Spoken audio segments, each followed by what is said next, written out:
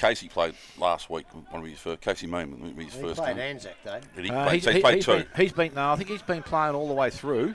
I know he missed the first couple. After probably celebrating another premiership. Yeah, well, Matty Tyquin's he's still long term. They tell me. Dalton Grundle. Well, he's back in playing. Jared Loves hasn't come back in. Kevin McEwen-Walsh is probably hit his knee late last year, so he's probably still another 5 weeks. Yeah. But Billy Cations was in the twos last time. Yeah, well, he's actually playing in their senior side at the moment. So, I think they're going. They've got the numbers. They've got the depth to cover those sort of blokes. But again, when you take Poodle Wilson out of the ruck, and if you don't use Dalton Grundle in the ruck, you've got to go to Crawley. That just again takes a bloke out of the back line that's been pretty good this year. So, and we saw Crawley in the ruck on Anzac Day, and I thought he did quite a good job. But that's as a relief ruckman. Go on the number one ruckman against who I reckon is one of the up-and-coming young ruckmen in the competition in Davis. Yep. I think he got votes the day we saw him. He's a real good kid. He's getting better and better every week.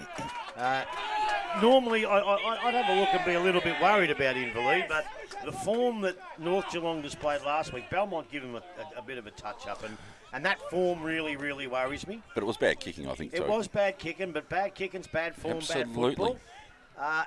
Attack North Geelong, and I give them a chance, North. But I'm just going to go with Smitty and lean towards the Hawks. Yeah, I think for me, you're talking about this. Probably goes where does Donahue play today? Now I love seeing him at full forward, centre half forward, but if Crawley has to go in the ruck, does he have to go to centre half back? Well, that's where I like I reckon his game spotted Anzac Day in the half back line where he played with one of those. He read the ball so nicely. He's a knowledgeable footballer. He knows where to go, how to go, and he didn't actually have a man, but he knew when to run, where to run, and he got the ball into their forward line. And he set so much up from behind the play, with everyone knowing that where's Buck, I'm going to use him, and he found space. So for me, I either think Buck's got to play half back or he's got to go in the middle. For me, when he gets to a forward line, he's a good finisher and all that sort of stuff, but I don't know whether he plies himself with the same... Do you reckon he's wasted down there? Yeah. Well, maybe, but you remember Anzac Day? The last quarter he went forward, kicked two, and nearly won the game. I understand that, but he's again... just a great player and can play just about anywhere. He is. Righto. Bannockburn coming up against last week's winners, the Mighty Devils, Corio. Banno on the rebound. Yes. So, look, for me... I don't know. I think Corio, great to see him win 2 in a row. I ran into Greg Ince on Thursday and had a very good chat to him. I spoke to Darren Bennett last Saturday night about it, and they're up and about and they're really happy about it. And they know the new challenge this week. I think Banno will be too strong. I think they need to win this game. These are the games you can't afford to drop if you want to finish top 3. It's as simple as that. Now you might lose a game against the other side's fighting for the top 3. That happens, but these are the games you can't afford to lose, and I can't see Banno losing it today. Yeah, at home, I think they're a good chance. I suppose you go back and you look at it. You got Bo Burney will come up against Healthy in the ruck. The young kid Green obviously rucks for them. I think in that respect they've persisted in leaving Fulton at full forward. To me, there's got to be an 8-minute period of a quarter that obviously Hetherington comes out and you've got to actually chuck him in. I know I can't remember who they used in the game that we saw against Inverleigh. I can't even think who it would be that using the ruck, but I think he's got to come up and play. The new young bloke. Kunchka, was it? No. Well, Hetherington was playing in the ruck, and but he had relief. Did Campbell go in? Was it a kid named Campbell? Number 14. Number 14 he was. But I'm going to have to go back to while you're looking at that, look, a couple of wins in a row. I tell you what, the confidence would be so high down at the Devils playground. Absolutely. I spoke to Darren Bennett as well. He was on cloud 9 that they got a couple. And it was just fantastic. They've got kids like Destin Burns. It's going all right. What was the other kid's name down forward? Jelinek. Jelinek. Obviously, you've got the two Bennett boys that are on fire, and they're going really, really well. But I've seen Bannockburn a couple of times. If this was at Corio, I'd almost be tempted. You're on radio, mate, please. If anyone's going to swear, it's going to be Grubby. Yeah. That wasn't us. No. I'd almost be tempted to give him a shot, but out at Victoria Park, I'm going to lean towards the Tigers for the reason you said. Michael Hammond. Hammond, yes. Yeah. I'm going to lean towards him for the reasons you said. They just can't afford to lose one like this at Bannockburn. See, for me, you talk about putting Kieran in the ruck. I'd start him in it for the first bit of the quarter. Yep. Again, we talk about Buck. he's one of the most clever footballers going. He's a big unit and just knows where to go and how to win the pill. He gives them first use. They've got enough forward line power that they can do without him for the first 6 or 8 minutes of a quarter. You can put Everton to full forward. Yeah, well, I'd like him at centre half forward. He just looks like a centre half forward to me, Hetherington. But you put him at full forward, you've got other options you can use. But you start Fulton in the ruck, you start the game off well, you get those 3 or 4 early goals, and then you can go to full forward after that. And when he goes there, do you reckon? I know we talk about blokes to go back. Does Toby Bennett go back and play him? Is he the answer, or is it? Who was the other bloke that played well the other day at Cryo again, Grubble? I'm going to have to go back to my notes, so I'm going to have to do a bit more research now. Down back, you're not talking about the bloke you used to give the best in the Jackson Doyle. Yeah. He was looked more, all right. Yeah, he might be a smaller half but I just don't know whether they've got the. They haven't got a bloke big enough. Yes. So I think Toby Bennett has to big enough to play him. Yeah, and see for me, I like the way the day we seen the Cryo Anarchy game, the way Toby played, it was almost like he didn't have an opponent, and they just played through him. And I think that's his game. You can't. It's like robbing Peter to pay Paul. You've got to try and stop Fulton or Hetherington, who goes down there. But do you put one of your best users of the ball and nullify him yourself? You know, it's a tough one. On Fulton, yes. You know what? I'll make a statement here. On his day, Fulton is the best forward in the comp by a long, long way. He leads, he pack marks, and he kicks beautifully. There's no one else that can do that as well as him.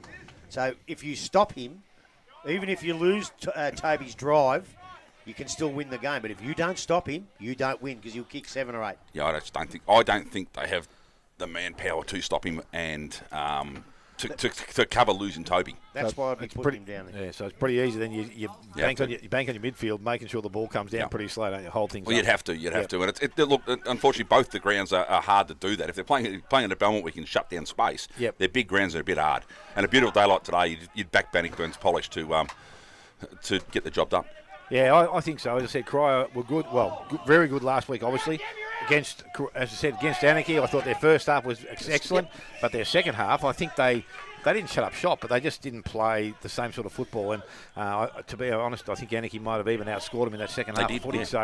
So there you go. So we're just in a situation where with Cryo, it's great that they've won the last 2. Let's hope they can go out there and give it right up to Bannockburn and make it a really encouraging performance from them again today. They might too. Yep. Oh, I've got no doubt that they'll be in the game at some stage, and that's right. And just as long as it's that first half, they get to it. But then they can come out after half time and continue it. They did come out of sleep, didn't they, against Anarchy? Oh yeah. Yep. Right. We'll spend a bit of time on it because it's not fair on them. But Thompson at Thompson versus the Anarchy Roos. Well, I think the results a foregone conclusion. Yes, it is. But it's what, we said that second half against Cryo, Anarchy actually manned up and outscored Cryo because they were willing to run with an opponent and shut them down. So it's a massive learning curve from today. Thompson on top of the ladder, and there's a reason on top of the ladder.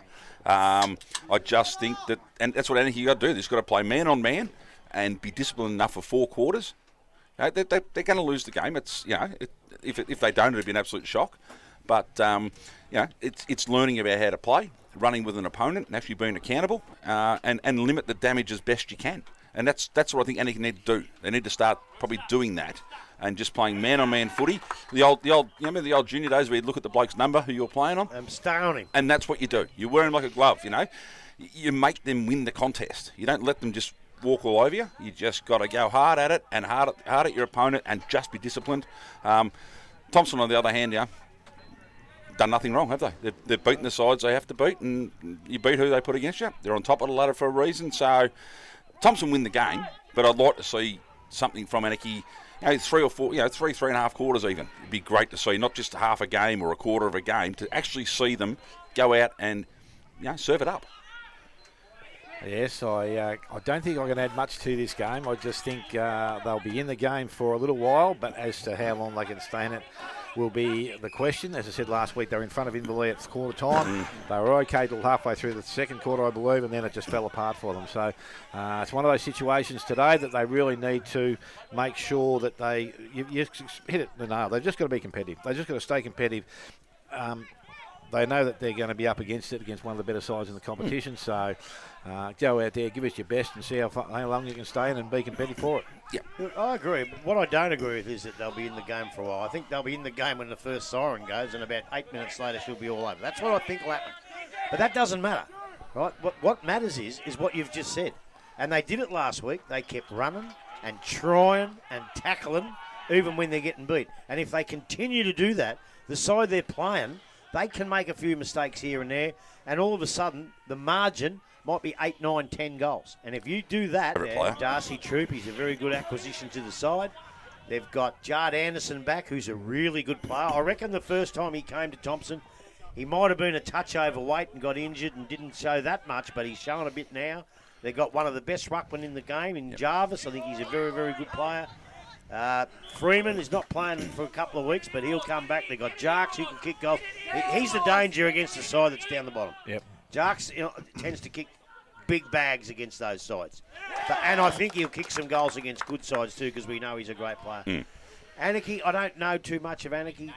The blokes we saw, who were the better players that day? Well, Qualman was he was good, I thought. He did pretty well. The two Sudanese boys were.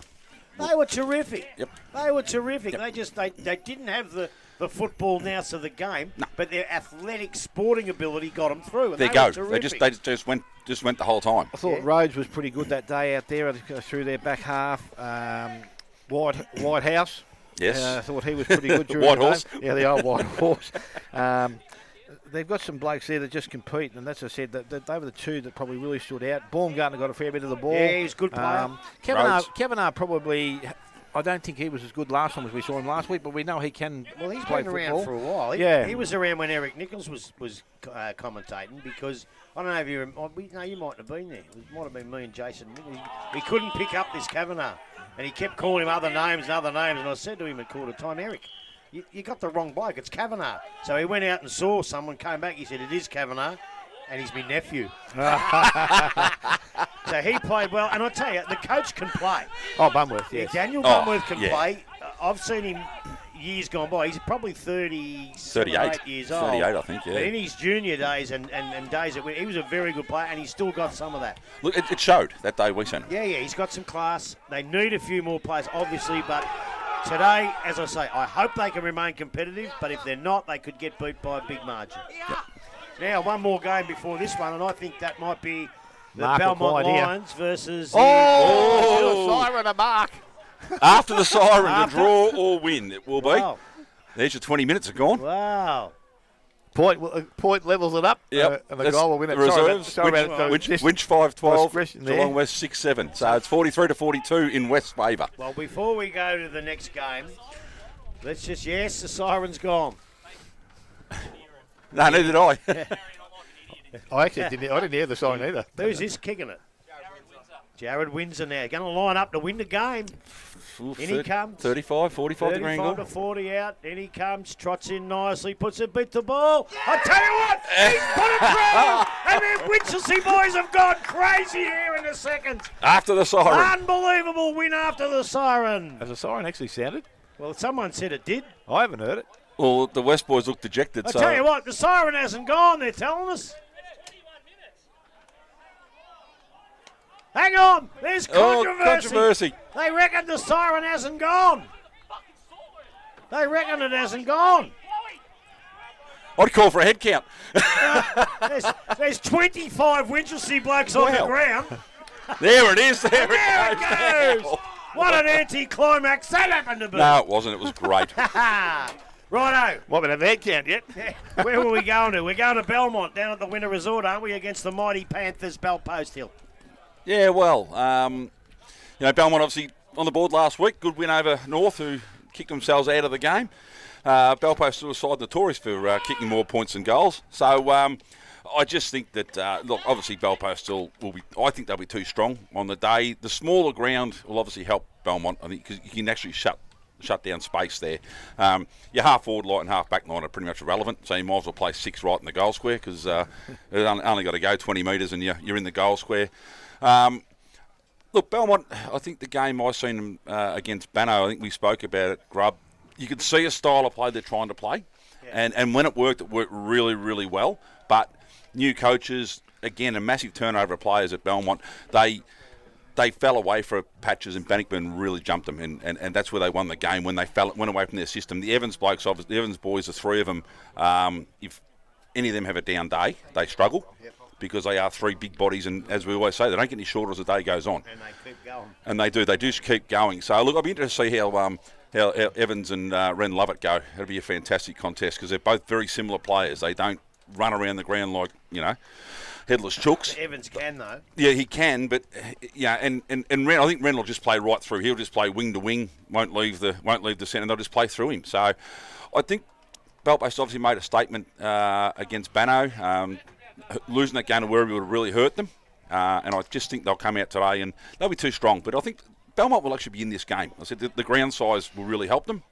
Put it up in Mines Reserve might be different, but down at the resort, which is about 5,000 square metres, and that's about it. There's got to be some sort of chance, but I think Belpost will still get the job done. Smithy. Yeah, no, I haven't seen Belmont Lions this year. As I said, it was the week I had off, so I'm not too sure where they're actually at. As I said, a good win last week. Belpost were exceptional last week in beating Bannockburn. And again, you've just got to, those kids coming off that shorter break maybe had some effect, but it's still, you've to play footy like we know they can play. And as I said, they seem to have added the requirements they've had. They've got some players back to their side, but I think the young blokes, Jet Herman, two other kids, what are their names? I can't think now. Well, they had young Clissold played. Daniel Clissold played in the Calvin's kid. Calvin's boy. Yeah, played in right the ones. too. He was best on a couple of weeks in a row in the twos. A 17-year-old. So people say they're old, but Oh, I tell you what, I hope he's a better footballer than his old man was a bloody umpire. Shock! Zane Jones and Josh Andrews are the two kids that I don't mind. They both move really well around the ground, and they provide that little bit of extra run that they probably haven't had for a little while. Dill Whitney, I think, was back. Was he back Lapone last week? He didn't play against Werribee when we saw him. Yeah. So again, he's a bloke that you really want to have in your side. It doesn't matter how he, not even 100% fit. You get him at 90 or something like that. He's going to be value for them in that side. Beautiful kick of the footy. From what I've seen, at Belpost Hill, wasn't impressed with them obviously against Werribee that day because they did kick themselves out of the game. Right, they played okay, but again, I just think from what they do and knowing what they can do, I think they were a little bit too strong. I reckon this game will be over 5 or 6 goals. I don't think it'll be that close. Yeah, but I disagree. And I'm not going to go for Belmont at this point, but you hit the nail on the head, Spider. Little ground. They've got to change that game plan they got just for this game, and they've got to bundle it up. They've got to make it a terrible Ross Lyon mongrel game of football. Terry Wallace flood. Exactly, and just everyone just jump on it and jump on it and jump on it and make it a poor game of football. And that'll give them some sort of a chance to stay close for most of the day. The other thing is when you talk about blokes like Dylan Whitney and that, Dylan's going to be managed, right? He's got an injury and he's going to be managed, so he might not play. James has run around in the twos. I don't know if he's playing yet. Jaden Ettridge, he looked like he's probably going to spend a bit of time in the twos. So it's very, very hard. If I knew the makeup of today's Belpost Hill side, it would give me a better chance. And if it was an unfavourable makeup of their side, I'd nearly go for Belmont down there. But what rings in my mind is their atrocious game a couple of weeks ago against Werribee. They were very, very, very bad. I'm going to give them a chance down there if they do all the right things. But again, I'm going to hang on for the Panthers because they're probably the third best side in it at this minute. Fair enough. So now we haven't got Rob. What do we do now? Well, obviously the game's not far away from starting. No, so 10 minutes. Do we have a break? We can take a break, mate, and we can come back, take a message from the studio and Have a word from the sponsors. yeah. Well, thank you very much.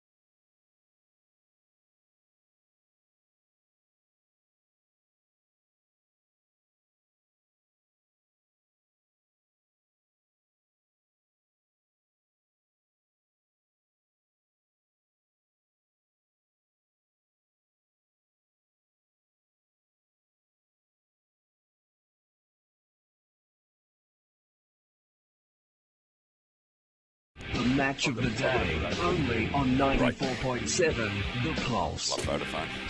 I've got Vodafone. Right, we are back here What's the at other one? Winchelsea on, as I said, a Optus. magnificent, Optus. beautiful day for football. Who's going to win this one, Spider?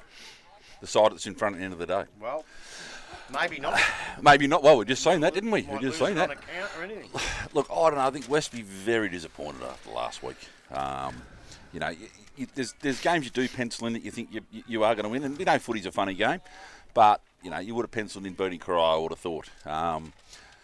Bit of interesting finish to it, and apparently the siren went, and the umpire sort of blew the whistle about a second after. West kicked the ball in, and it rolled through for a point. And all the Corio boys were celebrating. No one was down back to try and stop it. So if it went through for a goal, they would have won. But look, Did it miss by much? I don't know, mate. I would love to see the replay. I'd love to see it. Yeah, but I know look, Darren Bennett said in the paper he didn't want to look at it again. no, he didn't want to watch it again. It was I close. don't reckon it'll ever happen again, mate. I reckon that they can celebrate, but one bloke will be standing on the line till about 5:30, just to make sure nothing goes through. But look, Winch have been okay. They're sort of promising a lot, and they're in games, but they're. And when they won last week's No, I know. I watched and listened to that one last week, mate. But I think they're East Geelong, as you said, they're one of the best couple of sides in it. So that's where you got to be to win finals. But I think Winch are another one of those that group that are pushing for fifth with West. But I think West obviously got a bit of a shock last week. Having the big boys out down the forward line really hurts them. So look, on the home track, the old gun club here, Grub. I think Winch will get the job done, but only just. Smithy? Well, to be don't honest, know, do to be honest, last week I wasn't impressed with Winchelsea at all. Didn't think they were in the game at any stage.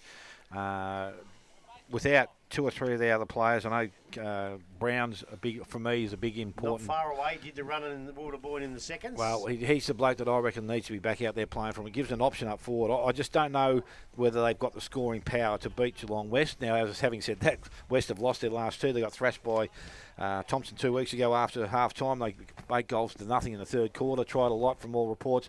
Didn't put too much together. But I think today I'm going to tip Geelong West as an upset. Well, there you go. Won't be an upset, I don't think. It's just a fair tip, I believe, because I'm almost heading that way too. The only way I'm not is because of the opposition against Winchelsea last week. I look through East Geelong's side. Their defence is as good as I've seen. Their forwards are brilliant on their day. And I just think they're on-ballers, especially with McLennan. I read him a bloke during the week said it's the best game he's ever seen a ruckman ever play. And you idiots didn't even give him a vote, I don't think.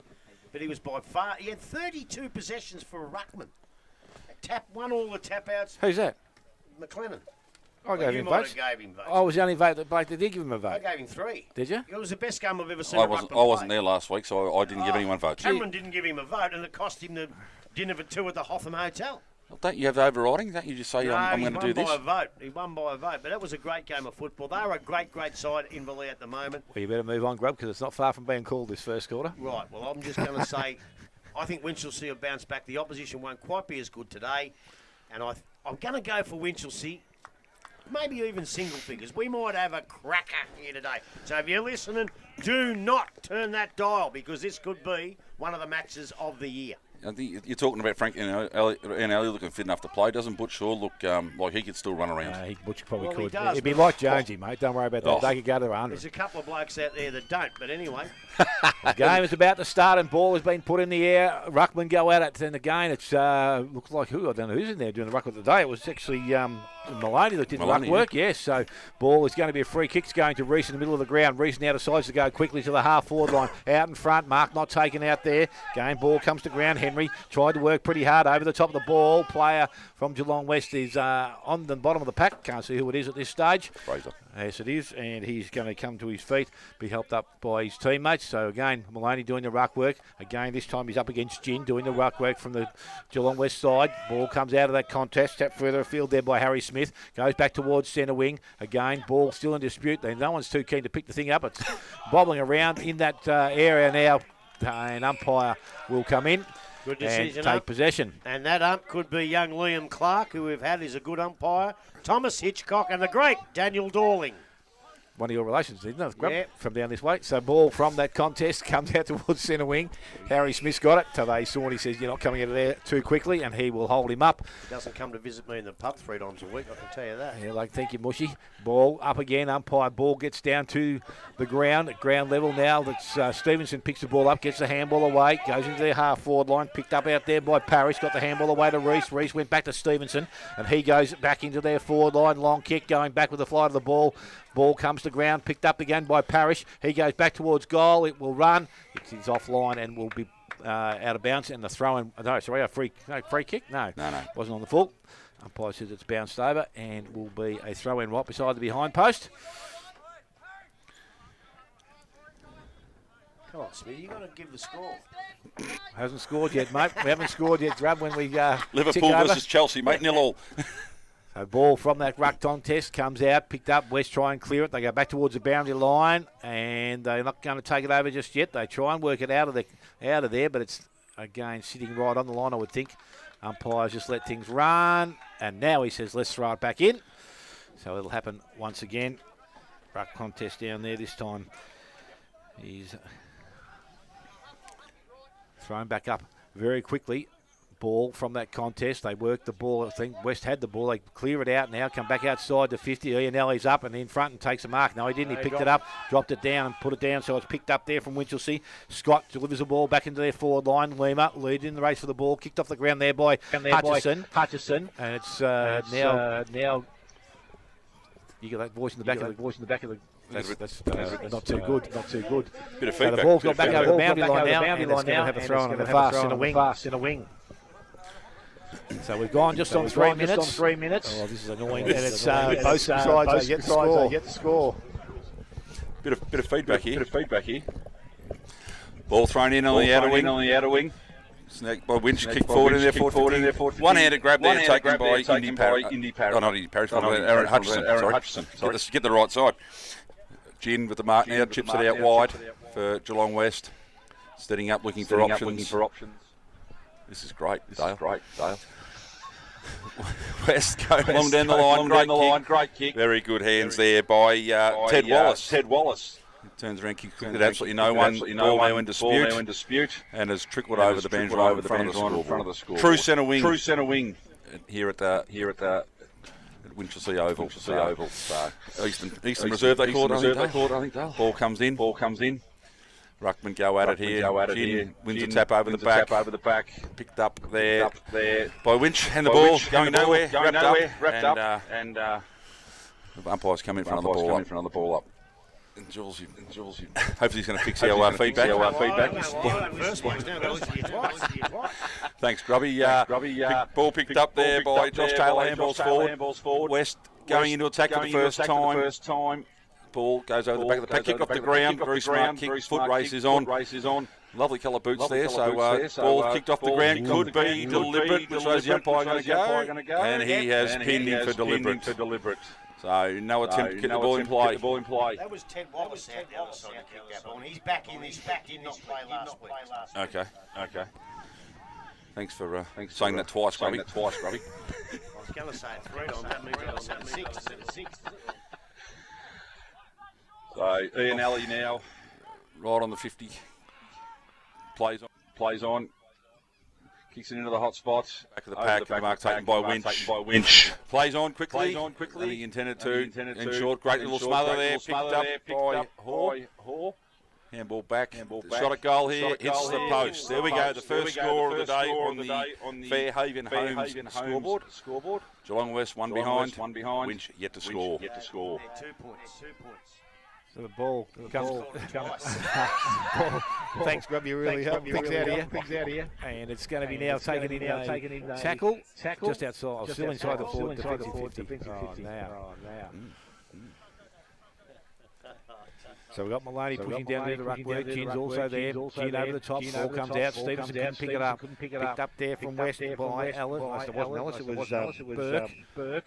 And now the ball's going to be thrown back up again. So it's stalemate in the forward 50. Ball from the ruck contest. Picked up by Smith again. Goes over the top. Again, some numbers around the contest. Geelong West have got the ball out into some clear space there. Handball was from Higgins.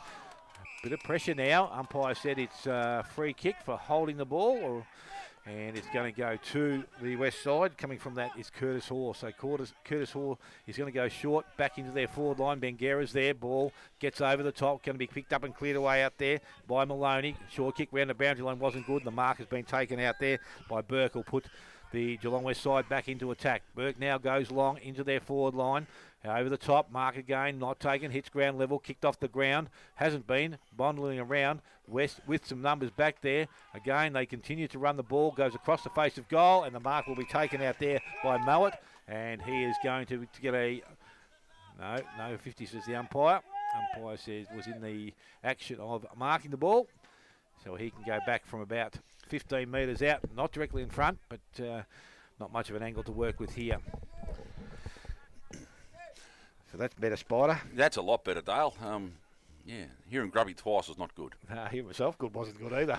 No. So Jacob Mowat with the ball and the shot at goal. As we said at the stage, Geelong West are one behind. Winchelsea are yet to score. This should result in a score, but again, what we need is some accuracy from the player. So Jacob Mowat moves in now. He's gone back a long way. Comes in. Kicks at goal, stabs at the ball. Umpire has not moved there, and it has gone through for a major. First of the afternoon, it's 1-1 to the Geelong West side. They lead Winchelsea, who are yet to score. We've gone just on 7.5 minutes.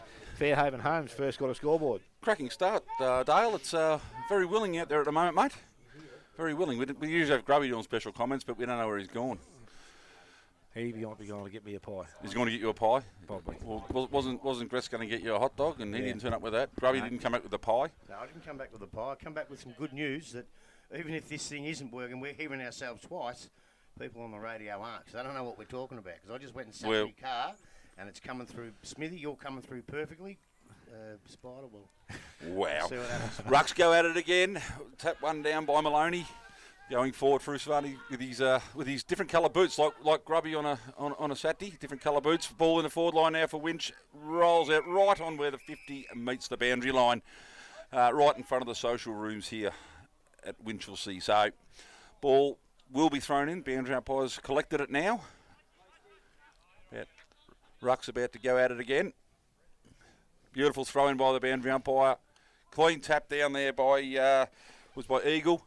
Sharked by West going forward. Nice little kick in the middle. Spoiled there by the Winch players. Moving forward again. Handball out. Thorny picks it up. Tackled. Handballs. Here we go again. Picked up now by Gould, who didn't dispose of it too well. He's followed up, butted up. Quick kick out of the back line now. Heading out towards the boundary line again. Players in pursuit. Ball has been picked up. Handball forward. And cut off, no. Dropped the chest mark, probably should have taken it. Maybe a free kick there for the umpire for kicking in danger, I would have thought. Well picked up. Advantage has been paid. Heading out into Scott, who's in a paddock. Swings on the left foot, looking for a target. Kick had just too much on it. And the mark was taken by Higgins. Handballs the ball across to Frangos, who then goes back, gets the ball back. Frangos kicks it long down the line. Great set of hands there. Take that grab. Quick handball inside for West, running forward. Frangos goes again, third possession in a matter of a minute. Ball hits the deck about 20 metres out from West goal. Being dragged in here. What's the umpire going to do? He's blowing the whistle. He's going to throw it up. No prior opportunity. Well, I think he dragged it in, Grub, and that was... maybe he was laying upside down. There he could have been. I don't think it really matters, does it, mate? Rucks go at it. Eagle wins the tap down. We have another stalemate, and the umpire will come in and ball it up again. He's a big man at Eagle, isn't he? Yeah. Jaden Eagle. Up he goes, wins it with his left hand, doesn't really go to advantage. Picked up by Slater, who swings around, quick kick. Mark has been taken by Finn Parrish. Takes off down the outer side, goes long to a 2-on-1 contest here. Ball spoiled by West, sharked at the ground. Great tackle there. Umpire said he had prior opportunity there. Free kick to Winch on the outer side. Good decision. Yes, gets up quickly, Henry. Henry, yeah. Chips it over the top, or cut off again. That's not a great kick, and... Hoare, who's been very good early, drives West back in into there towards their forward line. Ball is sport, punched over the line. The boundary umpire will throw it in about 60 metres around from the Geelong West goal, kicking towards the old gun club. So the ball on the far side of the ground, as we said, the Eagles going across to do the work. Gin's also there. Ball doesn't get touched by either ruckman. There's a holding decision. It's going to go to the Geelong West side, and it's going to be Gin that's going to come out with the free kick. He's going to go quickly into their forward line. Good lead up. Ball gets out the back though. Quick, not quite so good. Again, West with some numbers. They pick the ball up through Smith, deliver the ball back into their 50 or back towards their goals, but it's going to run over the boundary line. We're going to have a throw in which will take place. It's about 5 metres around from the behind post.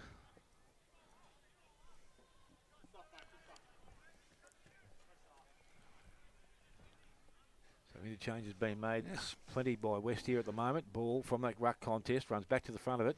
Again, some numbers around it. Picked up by Eagle. Got the handballs out to Reese to Tav Sawney. Sawney goes into the middle of the ground. Waiting there is Ianelli. Gets in and out of trouble. Looks to go forward.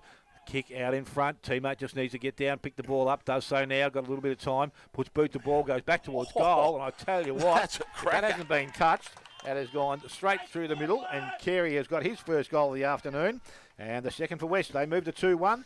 They lead Winchelsea, who are yet to score. 12 minutes gone. Fairhaven Homes first quarter scoreboard. Well, Carey is down forward, and he's a bit of trouble down there for the Winch defenders because he takes a good mark and he moves very, very well. They brought the ball in. Ian Alley took an easy mark from a Tav Sawney shocker. Tav played a great game last week, but that was a poor kick. Went to Ian Alley, got it into the forward line, and Carey kicked probably, and I think the big contender right at the start of the game for the Comna Fiend goal of the day. Get down to the Comna Fiend. All right, ruck's about it. Eagles going into the middle now to go up against Reece Gin. Well, bit of a stalemate. I think Eagle might have won the tap. Just going over the back. Winch into attack. What a great grab that is. A beautiful kick out in front. Quick kick across to Tav Sawney, who will now, I imagine, go back and have a shot for goal. About 40 out, pretty much directly in front. A good mark by Henry. He was down a little bit last week, showed glimpses, and I hope he can really give us a real good game here today. Nice kick for him, mate. Yeah. Out in the space, led into it well, and took the grab, and then had the smarts turn around and find someone in a better position. So Sawney goes back, running in.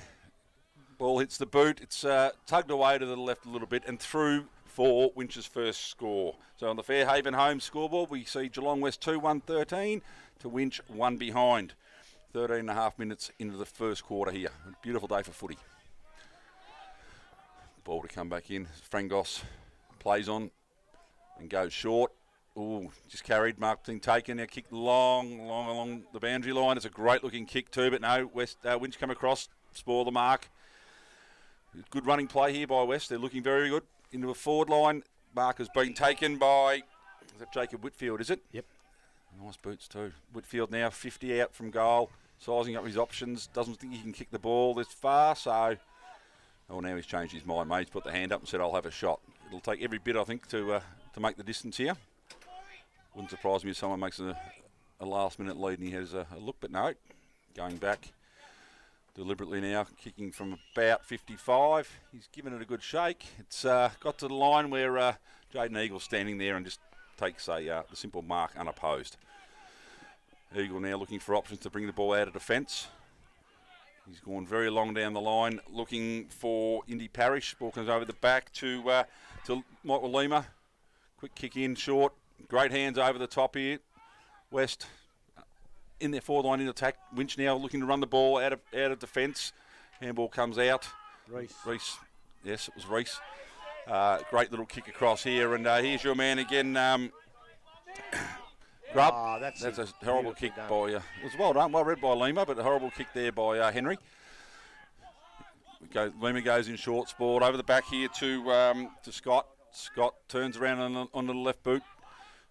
Intercepted by West again. No, left the ball behind. Run through. Great little handball there by Alice. Alice gets the ball back again. Another handball in. So around the left, great tackle, and we'll find Finn Parish has been wrapped up, and the free kick will go to Geelong West in their defensive 50. So Higgins goes across goal, looking for a teammate there. He has one in. Edwards down the line again. Oh, not a great kick's gone over the back. West leading to the ball. Oh, tackle without. I would have thought no. Play on called. So ball spills free in the middle of the ground. Another great tackle there. I think the umpire's got no choice here but to ball it up. Well, I reckon the umpire in the last couple of weeks has been fantastic, and up till that particular moment, it's been good today. But I can't see how you could possibly miss that holding the man there. No, Mitchell, the last man up. Rucks go at it. Down to Raggett, who kicks the ball long, but the ball being chopped off again by West. Swinging out wide here in absolute panic. I think the ball's going to beat him. Not a great kick. Take a bit more time. Who was that? Lima again. He's been in it a bit. Different colour boots from Tav. Well, he's been continually one of the better players in the competition for quite a long time now, Michael Lehman. Terrific player. Come across from Belmont. Yeah. So, Ruck's at it again. Ball tapped down. Picked up by Rees again, who's been very, very busy early. Ball comes out and kicked in by Rouget. I think I said Rag out before, but Rouget. Ball's gone out to the far side of the ground. What's the umpire? The umpire paid the holding the man, did he? And now down the ground, free kick to West, right in front of the scoreboard. I reckon that might be Harry Smith. No, he's going to bring it back, Spide. Is he? Yep. Oh, there you go. Well, I think he has to because it wasn't a late tackle. Well, Viney will be the recipient of the free kick. All he can do there is pay that free kick or allow advantage, which there probably wasn't. No. Viney goes short and finds his teammate in Fraser. Fraser sizing up the options again, goes short. Great little kick in there, finds William Hoy. Hoy now on the wing. Another short little pass on here, all cut off. But luckily falls in the arms of Taylor, who swings around. It's a great kick by Taylor there, finds a teammate about 15 metres out from goal. So West here have the chance to kick their third for the afternoon.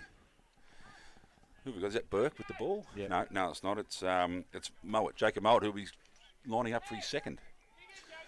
So Mowat probably 15 metres out on a probably 45, 50 degree angle on the far side of the ground. Oh, does he pick up the grass, throw it and see what happens? He should kick this. Oh, he's not going to handball it. So anyway, yes, that's better. Goes back and Mowat very deliberately comes in. Ball hits the boot. Stabs at it again, but makes absolutely no mistake. Fairhaven home scoreboard sees Geelong West 3-1-19 to Winch 1 behind. Look, yeah, it was a good finish and a good mark, but the way they move the ball from end to end with beautiful precision kicking, you don't see a lot of that often in GDFL football, and that was just beautiful. And if they can continue to do that, they will be one of the better sides. So that was really good team football all the way down. And I guess they've got to just keep doing it for four quarters, and that gives them a chance. But as I say, really, really, really good footy. So Wallace is the number 2 ruckman by the looks of things. Yeah. He's going in to do some ruck work, and he's going to be up against Maloney, who did a bit of it last week. Maloney was up and down, but still got the tap across. Daniel Dorling having an part in the game. That for? Holding, he said. He indicated, I think. So Ian Ellie now goes quickly into their forward line. Deep kick. Mark coming out. Wasn't taken out there by Carey. Went back and collected it. Went back over the top. Got a handball back inside. And it's... he's put himself under a little bit of pressure there, Wallace, but he's able to get boot to ball. Going back with the flight of the ball. Mark is not taken. Well, the mark was taken, but it was a defensive mark for the Winchelsea side. So that doesn't count then? No, it's a mark. No, I'm just saying it was. I thought the West player was going to get there, and that's He a did poor this kick time. again. And the mark is going to be taken this time by Josh Taylor, and he's in range, and he will go back. And all players telling him to have a shot at goal as well. So another opportunity here for Geelong West. Kick of about 40 metres required.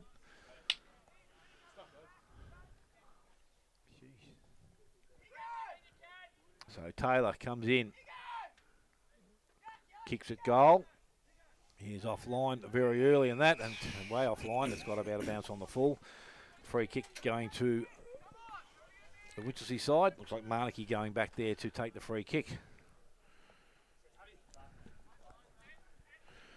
So Marnicky now just waiting for the ball to come back, which it has.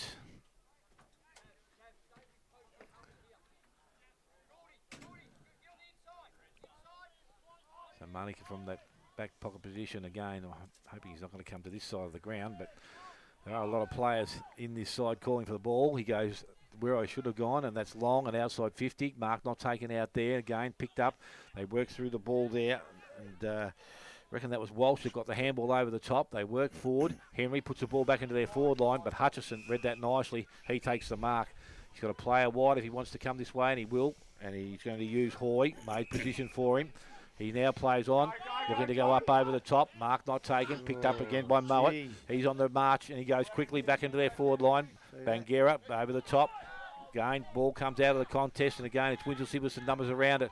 It's going to be cleared through Stevenson. Has an option back inside, used him pretty well there. And it was going to be kicked by Tab Sawney. Gee, to put a bit of pressure on himself. He was late to get it. Going to be picked up again by Rouget. Got the handball over the top. Went to his teammate there in Eagle. Got it further afield. The Kirstup goal. And his kick again has been intercepted. Hutchison on the ground. And he's taken 2 nice marks. Goes short inside to Frangos. A little bit of experience here at the moment, just slowing things down, looking for his options. Not too many at the present time. Decides he's going to come clubber inside, and that kick was dangerous. Mark was not taken out there. Again, it's picked up out there by Parrish, got the handball away. Kursop goal got the hurl into their forward line, going across Mark. Well, his ball's hit the ground. It's going to be picked up and shot for goal there by Alice, and I think he's hit the post. I know he's hit the post. So Lee Ellis hits the top of the post, and Winchelsea now have their second score. Both minor scores, they are 2 behinds. They trail West on 3-1. Fairholmes Holmes, we have gone 22 minutes. All right, ball brought back in. West running the ball out of defence. There's a bit going on in front of the commentary box here. Great kick there. Ernelli swings round on the right foot. Goes through the middle and finds Hoy. Hoy plays on straight away, looking at his options. Not a great kick. Intercepted here. Oh, great tackle. Intercept the ball, gets free. Picked up beautifully by Mitchell, who handballs it out to Ernelli again, who's got teammates in space everywhere. Running into an open goal. Kick by West. Oh, I've marked at the back. No, through for a point, Lima. I think that was that Mowat again who had another shot for goal there? It was. I reckon it was a young kid. Oh, it might have been Taylor. Might have been Josh Taylor, was it? Yes, I reckon it was. Yep. Anyway, Winch bring the ball in to the commentary side of the ground. There hasn't been a lot of play out here, which is it's good for us. We can see what's going on. Ball hits the pack over the back. Great little pick-up handball over to Sawney, who's still going, looking to have a bounce. Blahammer got in the way. Handballs the ball out to Kendall, who looks for a teammate and finds one in Henry. So Tom Henry, probably 35, 40 metres out from goal. Slight angle, looking to bring up Winch's first goal. And they probably need one now to reward the dominance they've had for probably the last 5 minutes of the quarter. So Henry now deliberately about to start his walk in. About to kick, drops the ball. He's really stabbed at it, but the job's been done. He's put it through. Fairhaven Holmes scoreboard sees Winch 1-2-8, trailing Geelong West 3-2-20. Well, about time, because I was just about to go over and suggest to Butch Shaw at quarter time. Very, very simple. See, when you get the ball, kick it to a bloke in a blue jumper. Because how many times have they come through and kicked it straight down the throat of a West defender, and as soon as they pick out their targets, hit a target, they kick a goal. Whereas going the other way, West are doing it fine. That's the difference between the two teams at the moment. But that was beautiful footy because they hit blokes on the chest when they had to, and a lovely, lovely kick for goal. So we're back in the middle. Gin's still doing some ruck work in there. And again, ball thrown up. He gets that tap out, but it's Sawney that comes from the middle of the ground and kicks the ball back into their forward line. It's a nice long kick into their forward line too. Marcus not taken out there. Hutchison went after it, left the ball behind. There's a free kick being given, and it's going to go to Winchelsea. Oh, no, he went the wrong way. Put his hand the wrong way. Yeah, that's all right. Goes to Michael Lima. So Lima with the free kick. He's got a little short option. Use that's okay. Tark taken out there by Higgins. He goes across the ground into the hands of Hutchison, and he goes long looking towards centre wing, but interception mark was taken out there by Walsh. So Walsh now looking to turn things around for Winchelsea once again. He's going to go long. No, he decides to go short. Sawney, good hands, takes the mark. As the siren has sounded, and it will see Sawney load up. I tell you what, that's not a bad kick, and thank God the bloke stayed he there. was back there because Still going to happen again. It nearly did. So Tab Sawney on the siren was shooting from about 70 metres out and didn't miss by too much. But at quarter time, it is the home side. Winchelsea 1-2-8. They are trailing Geelong West on 3-2-20. Take a short break, come back. We'll go through everything that's happened here in the first quarter and look forward to a second quarter and hopefully Winchelsea to get themselves back into this contest. You're listening to 94.7 The Pulse, your home of local football.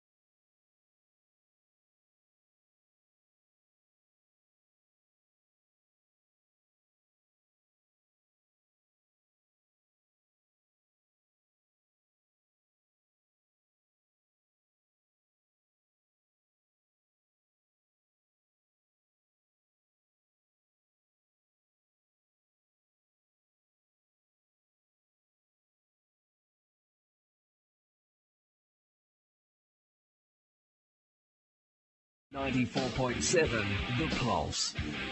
Yes, and welcome back. As I said, an entertaining first quarter of football, but Geelong West 3-2, 20 lead, Winchelsea 1-2-8.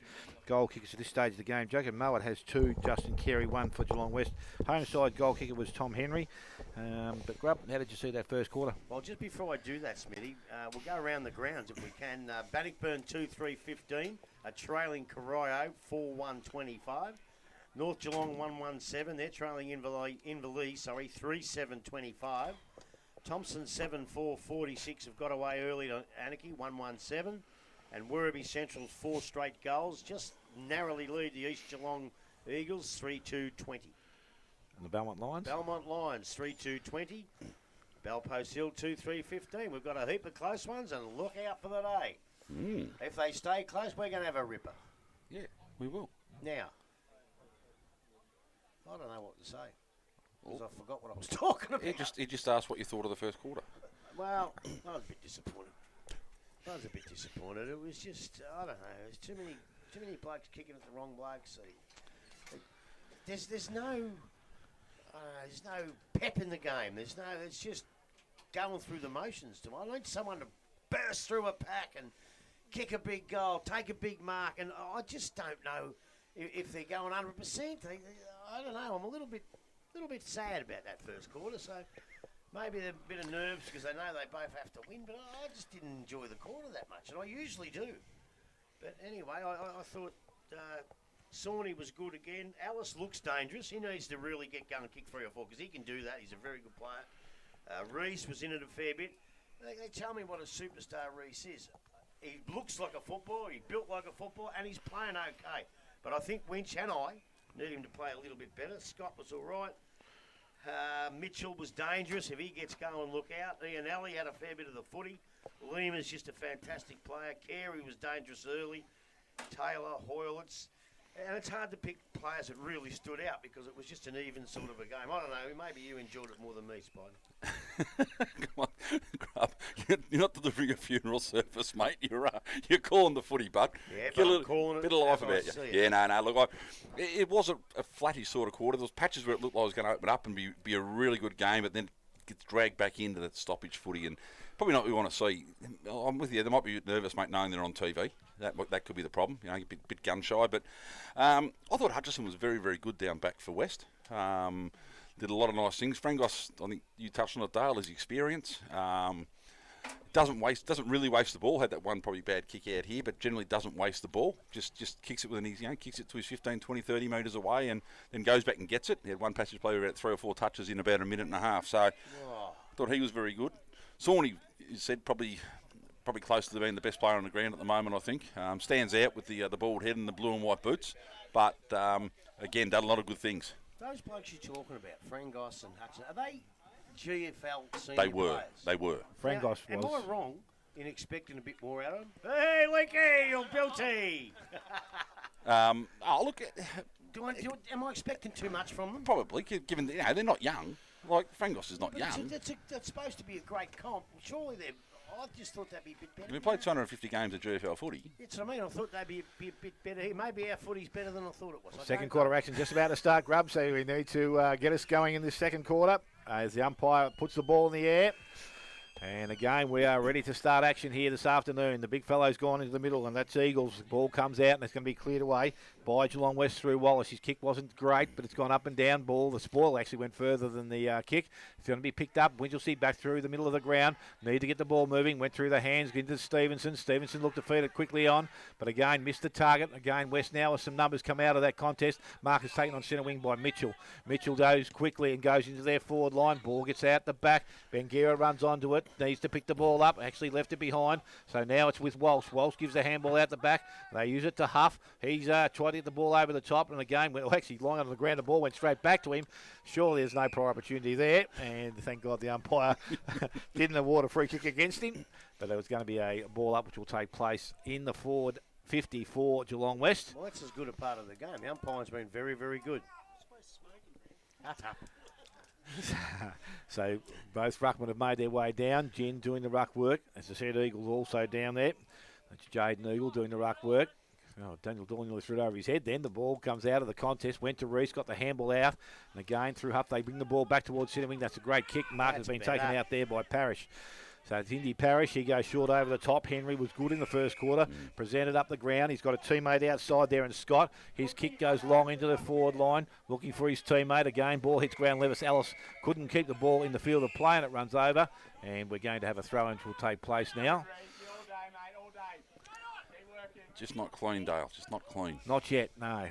And as I said, you couldn't get better conditions for it, Spider. That's the surprising thing. So, Gin out the back of the ruck contest, got the handball outside. Tap over the top, went looking for Mitchell, but picked up there by Stevenson. He got the kick away, but that went straight back over the boundary line. So, again, another great kick. And the rewarding free kick will go back. It's going to look like Frangos is going to take the free kick. He goes short. Was under pressure. Yeah, it was. That's just fair enough. Ball from there goes to Taylor. And he's taking the mark defensive side of centre wing for the Geelong West side. And again, the movement forward of this is not too much. Decides to play on their run and kick long into their forward line. Goes in there. Mark not taken. Good spoil there. Out the back it was from Henry. Ball goes back to the boundary line. West, they continue to knock the ball forward through Carey. Goes further afield. I thought Smith could have picked the ball up there. Budavalis, he runs the ball over the boundary line. Umpire says, let's throw it back in. And again, I say thank God for that.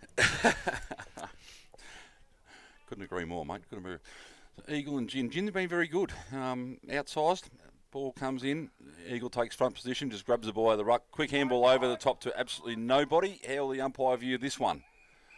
He's going to throw it in. No way you could be deliberate there. Mate, you never know. You never know. Hey, these blokes have got a pretty good concept. I reckon when it first came in, they were paying them with, oh, no, but I reckon they're getting it right. I really do. Okay, Eagle in the ruck now with against Whitfield. Ball's thrown in. Whitfield holds front position, wins the tap down. Two-handed tap to the advantage of the west side. Quick handball out. Whitfield follows up, does well. Handball's out. Follows up with another tackle. Winch trying to clear the ball. Fresh, airy. Too high. Too high, you reckon. Play on. Ball taken, and he is pinned him for holding the ball. Grubby. Oh, well, I thought he had plenty of chances to get rid of it before he was tackled, so I'm going to go with the umpire again here. Finn Parrish to take the resultant free kick, about 30 metres out from his own goal here. Looking to come commentary side. Sinks a slipper in, nice long kick. Henry flies. Oh, maybe tunnel out of that, Yeah, but he anyway, was. the ball handballed over the top. Kick back, great smother there, great smother. Ball held in, fighting for it now here. We've got Edwards from West who wrapped him up. And the umpires come in front of the ball. The 222s there. It was Eagle and, Fraser. Ball goes in the air. Eagle wins. Oh, Gin wins the tap out over the top. Ball hits the deck. Picked up beautifully there. Handball out to Bangura, whose kick is errant. Relieving mark taken by Walsh for Winch, who swings the ball wide. Mark dropped on the far side of the ground, keeping the ball alive, moving it forward. Good pressure there. Good pressure. Got to hold the hand. Is that not dropping the ball? No. Play on. Handball over from West. Picked up beautifully by Hoare, who started the game very, very well and sort of faded a little bit in the second half of the first quarter. Umpire to ball the ball up in front of the scoreboard on the far side of the ground. It's a long way at Winch, isn't it? Yes. It's a ball up and not a great throw. And Gin Nilly Sharks is straight out of the pack. Great tackle there on Sawney. Quick handball out. Winch going forward now through Stevenson, who picks out a West teammate. A West opponent, sorry. Yeah. Ball chipped very, very wide. What a great kick that was. Mark taken. Look at the numbers here, Grubby. Here we go. Taylor in plenty of space, turns around, goes short. Whitfield, not a great kick, but gets the handball back. No, overruns the ball, and it's out of bounds right in front of us. Buckley Entertainment scoreboard. We have gone just over 5 minutes. No score added to the quarter time, 20-8. They buggered that up. They had it go on, and he just that handball was just too short. So Wallace is doing the ruck work, and outside it's Gin over the top. Ball comes back to the front of the contest. Reese, nice clean hands, picks it, merges from the contest. Give it to his teammate outside. Went back to Parrish. Parrish got the ball back, and it went back to Scott. It went across the ground and found Walsh by himself. He's able to run. He's actually started the second quarter pretty well. Goes out wide. Kirsup Coles has got the ball, just needs to pick the thing up. He wants to run before he gets it. The good tackle from behind there. Ball comes out. And again, actually holding the ball, holding the man there, I would have thought. Umpire lets it go, though. West deliver the ball back into the middle of the ground. Going towards Maloney. He trapped it. He's got the ball. Then he let it down and picked it up by Frangos. He's tackled. Umpire surrounds and says, no, let's get the ball back to myself. And he's going to take possession. inside the centre square. That's what I mean. I wasn't bagging them, but you've just seen 7 mistakes in the last 3 minutes. So the ball thrown up now. Ball from Gin comes out nicely. Went to Wallace. Banguera puts himself in the contest. He's tackled. High says the umpire, and I think I might agree with that. Yeah. Yep. And Banguera, the free kick, has a player across the ground, goes to Hutchison. So Hutchison now, he goes further afield and wide. Mark will be taken out there. No, it was. Mo had it, and he spent it again. Ball out the back. They win possession back again. They go back into the Hutchinson, and he's now looking at his options. Got a player out wide. This time that's a better looking kick, and it finds Hoy. He can go further afield, so they've made good position down the ground. Ian Ellie decides he wants to continue to run. Kick inside the forward line is also good. Mark is taken out there by Carey, and he's on the boundary line on the far side. And again, with the condition we have today, doesn't have to deal with too much breeze accuracy, the only thing here. So Justin Carey has one for the afternoon.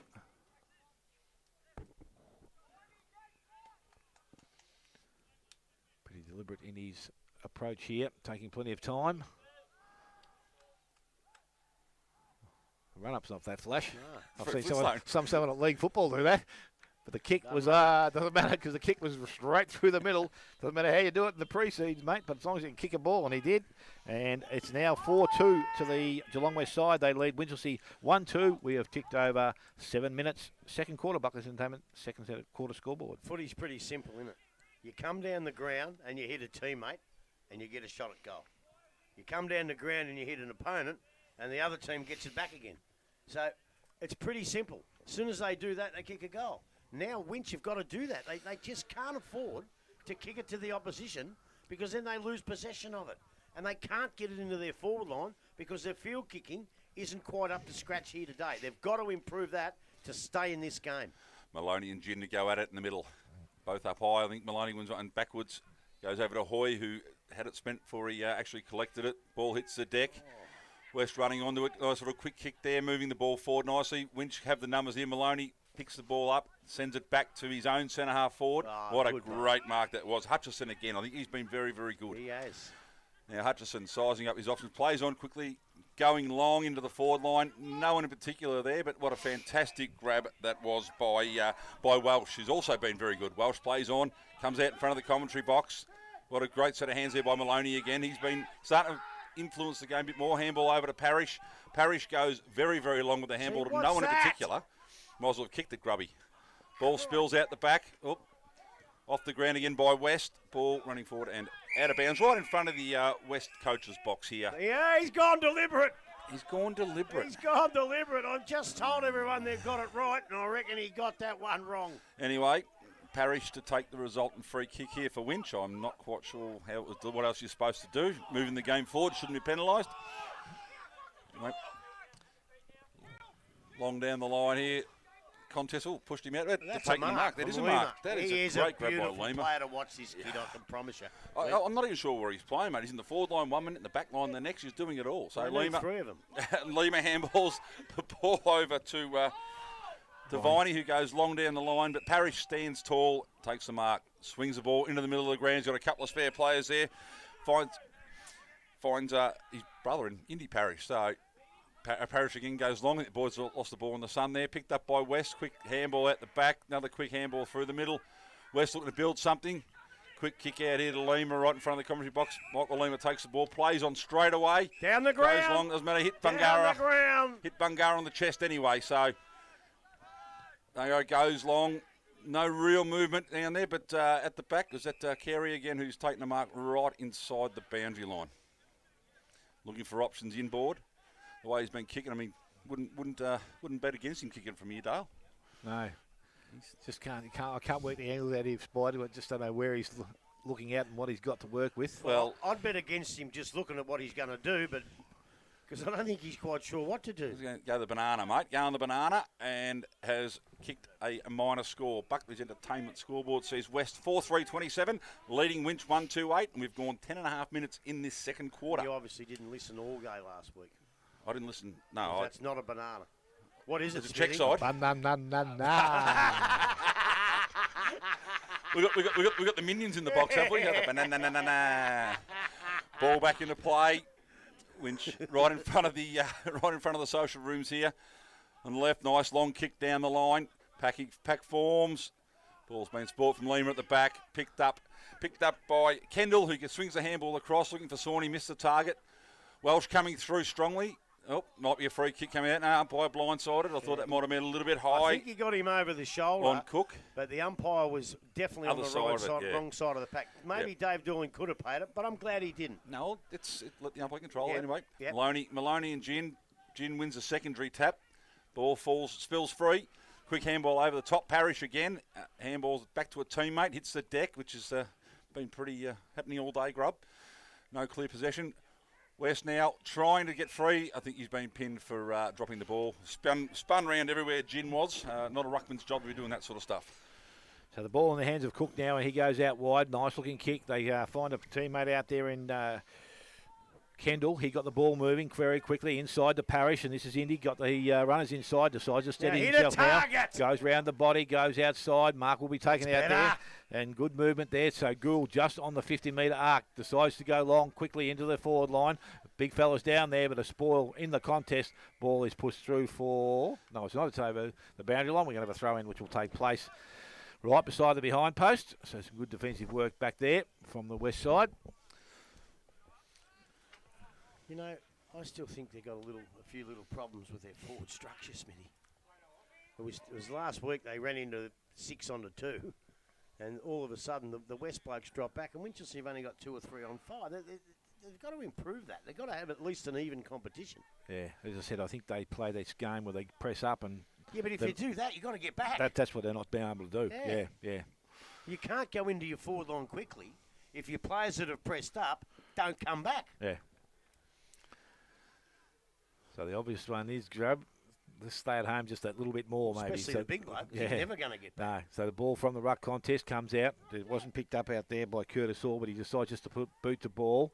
And now it sits inside the 50 with players converging. We're going to have a ball up, which will take place.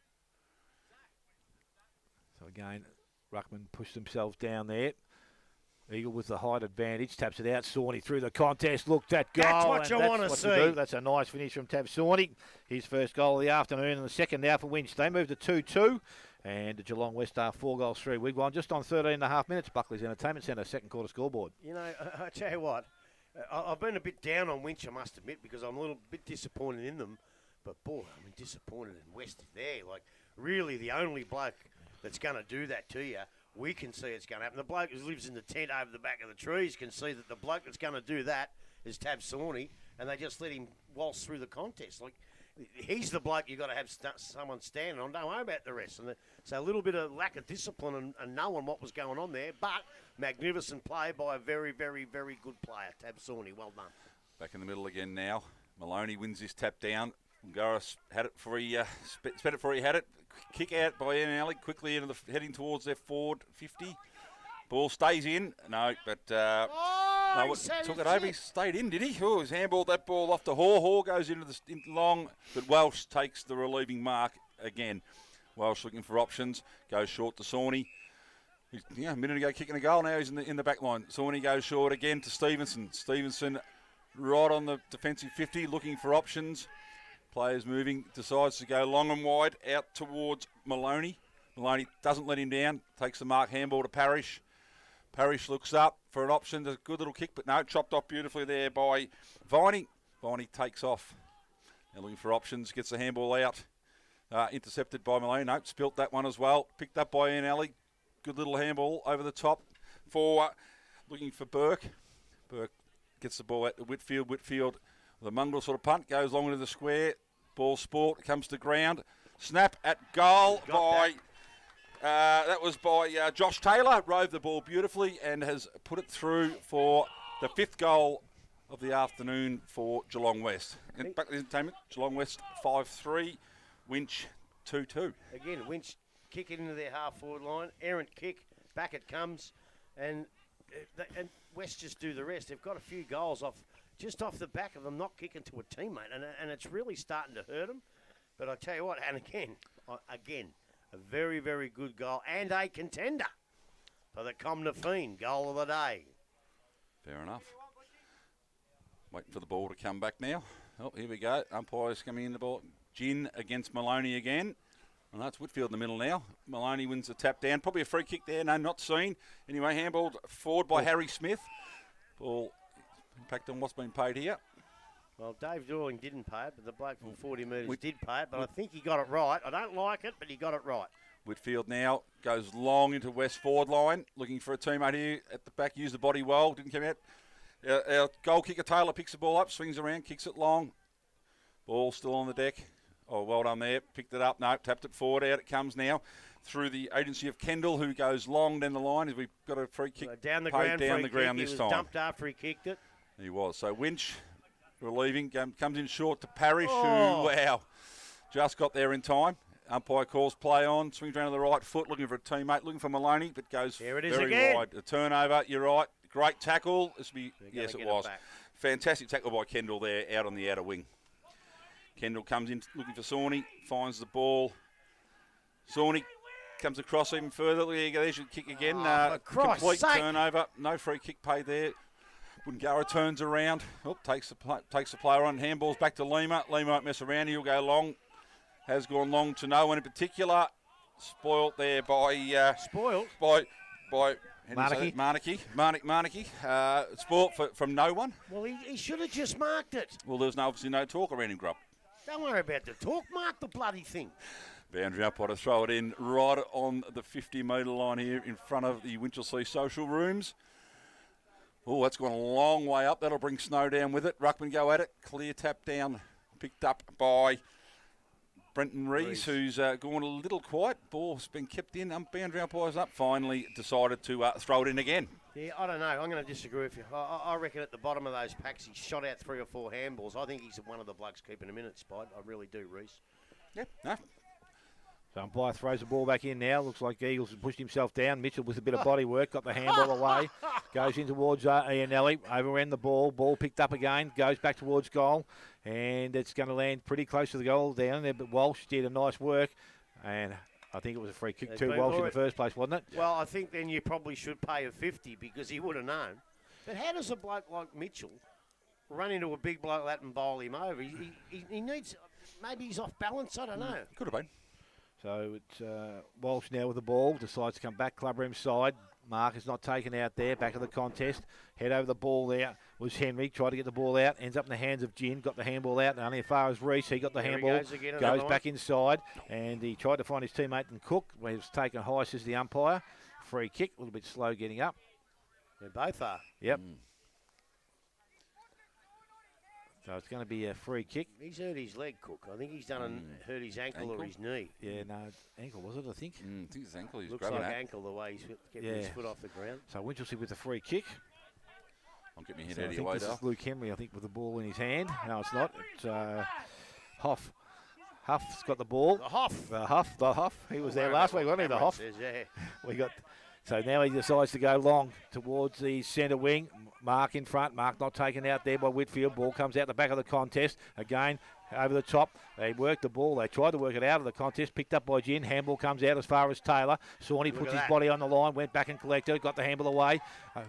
Parrish was also there. Gin's back in there again. Reese is also there. They've let things run. Ends up to the big fella's hand there in Eagles. And again, Winchelsea now through... The player out there was Smith. Got a handball outside, and the mark is going to be taken, and it's going to be settled down by Freeman. So Freeman for Winchelsea on the half-back line now, just to settle things down. He's not too sure where he wants to go. He's going to go back. I hope the kick's good. It was. Mark is taken out there. They've got players this side, and it's going to end up in the hands of Finn Parrish. Got a player further afield. Kersop Cole comes up. He takes the mark. Again, quickly up was Edwards to man the mark. Parrish asking for the ball back, but Kersop Cole decides he's going to go longer down the line. In front, Mark is not taken once again. They work towards the boundary line. Picking the ball up. Eagles just tapped it nicely further afield. Picked up by Parrish. Went to Eagles. Eagles put boot to ball. Brings the ball back in towards the point of the centre square. Good spoil from Hutchison. Go back to Eagles, and this was Jaden. Went to his brother. Ball. Again, it's not real clean in there. Not too many blokes real clean in this little bit of play. Ball finally tapped out and cleared, which was good because now we've got a ball up or a ball in, which might make things just a little bit better for a Spider. That was, not pretty football, Dale. You think it was pouring rain, and we were playing at the Barwon Heads Ocean Grove game last week. Which was underwater. Ball comes in. Eagle versus Gin. Eagle wins a tap over the back. Whitfield had it, lost it, went back and got it again. Breaks through the pack. Nice long kick down the line. Parrish in the box seat here. Good talk around him. Takes the relieving mark. So Finn Parrish comes in short to Welsh. How long are you out for, mate? Welsh looking at his options again. Goes into the middle of the ground. It's a nice little kick to Indy Parrish, who's looking. Could have handballed to his brother, but no, goes short again. That's better. That's a bit better. Now hit one more target. That makes Grubby happy. Rouget about 60 out, looking for an option forward. He's got a couple to the right, but no, now he's going long into their 50. No real direction at all. Was that Wallace come across the front of the pack, brought the ball to ground. Now we're going to have a ball up about 15, 20 metres out from the Winch goal. And they've got a chance to do what they haven't done, is keep the ball in their forward line for a little while now. Yep. Ball goes up. Eagle wins the tap down, but no one home there for West. Comes out here to Gin. Gin takes the mark in front of Kersop Cole. Goes long down the line, but kick to a 3-on-1. Fine Paris takes another grab for the quarter. Plays on quickly, looking for options. Probably went the wrong way in the end, but nice long kick deep in the forward line. But the ball, relieving mark taken there by West. Another short pass out. Ian Alley spills the mark after slipping over. Good enough to get back up. Goes long down the line. Great grab there by Carey. Carey turns around, plays on quickly. Got no one home, so it's a genuine foot race here between Whitfield. He picks the ball up, wrapped up straight away. Ball comes free. Well done. Kersop Cole and Bangura fighting for the ball. Umpire will probably come in now and tell the players it's my turn for a possession, and we'll throw the ball up. That was such good footy from the defence. He has to make one little mistake. The bloke gets the ball and he's gone. Yep. But he made sure he did everything perfect. Ball thrown up now at 20 metres out. Jaden Eagle wins the tap down. Comes down to Budavalis, who turns the ball over again. Well, what's the umpire done here? He's paid a free kick down the field for something. Oh, okay. Well, it has to go to Winch, by the way. Yeah, It is going to Winch. Yep. It is going to Winch. So It wasn't him, though. It was back here, so it goes to where the ball was. Yes. So yep. It wasn't this bloke. No. Anyway, Winch now with 23 and a half minutes gone. Swing the ball right across. Not the best looking kick, but Parrish has made it look all right and just kept it in. Looking for options. Quick handball over top to Welsh. I've called those two players a lot. Back to Parrish again. Didn't take the ball, yep. And penalised now. Turned over. The ball lands in the arms of Whitfield, who is wrapped up straight away in a strong bone-crunching tackle. I'll tell you what you said before when he said he went the wrong way. You know why he did that? Because he went that way and put the umpire between him and the bloke and the man on the mark, so he can give him a little extra step. But you're right, he went the wrong way because he didn't have anyone leading there. Bit of a shepherd. Gin held out. Free kick being paid for a shepherd here. Gin will be the recipient. About 55 out from goal for West. And we've had a 50-metre penalty paid. This will put Whitfield, will put Gin right in the goal square. It's a bit willing out here now, and a few boys exchanging phone numbers. And Mick Lima, I don't know why they're going for this big bloke. You're going to pick someone up and throw him there over it is, the fence in a minute. Here we go. The goal has been kicked by Gin, which is the 6th for West this afternoon. West 6-3. 39 leading Winch 2-2-14 on the Buckley's Entertainment Centre scoreboard. Well, I don't know what he did. They didn't like what he did. I don't know if he did too much, but I'll tell you what, if you're going to give 50 away, you want to make it worth it, if you ask me, because I know you can't do it these days. And then about 8 blokes attacked him and he let them all. Might have been Yapper. That's all I can think of, Well, because he didn't seem to be anyone else around that could have done it too. But when they yap and get a 50, they might clap in your face, but they kept running and bumping him. And I don't know why, because it'd be like bumping just a brick wall. He's that big, but I tell you, I don't know whether that West bloke could have kicked the goal from where he was. Maybe he could, but I'm not sure. But once you give the 50, it's all over Red Rover. So the discipline there, on top of the fact that they're not hitting targets, don't throw ill discipline in, because then you've got no hope of winning a game of football by doing that. So we're back in the middle again. Reece Gin's gone back in. Maloney now doing the ruck work. And ball is thrown up by the umpire. Both ruckmen up pretty early. Ball comes out. Kicked off the ground by Mitchell. Back into the half-forward line. Smith picks the ball up. Got support out there by Hoare. Got tackled. But he's able to get rid of the ball. He gets back and collects it again. Again, it's going to be picked up by Walsh. Done nicely this quarter into the hands of Reese. He don't know whether he got rid of the ball correctly there, but it ends up with Hoy this time. He looks up, chips over the top, and the mark is going to be taken, and West will have another opportunity to go for goal. And this is Justin Carey once again. So Carey now with the ball, about 40 metres out, or kick from about 40, I should say. And on his last kick from the boundary line, accuracy I don't think will be a problem. Just got to get the distance, and again, that shouldn't be an issue. So Justin Carey will come in very shortly. These blokes will take these big run-ups, but I don't know. I'll be just about worn out by the time I got there, I reckon. I'd need a passport to go that far, Dale. I don't travel that far, Spider. Wow. So Carey now makes his move. Comes over 50. A little skip, a hop, a step, and whatever else he wants to add into it. Kicks that goal. Looks pretty nice off the boot. And it doesn't matter, as I said. He kicks it straight through the middle. He has now got his 7th. And the siren has sounded to end the first half here, which will see Geelong West go in at 7-3. They lead Winchelsea on 2-2. Goal kickers for the home side, 1 each to Henry, and Tav Sawney has the other goal kicker. And for Geelong West, 3 to Justin Carey, 2 to Mowat, and 1 to Taylor and Reece Gin. Before we take a break, Yep.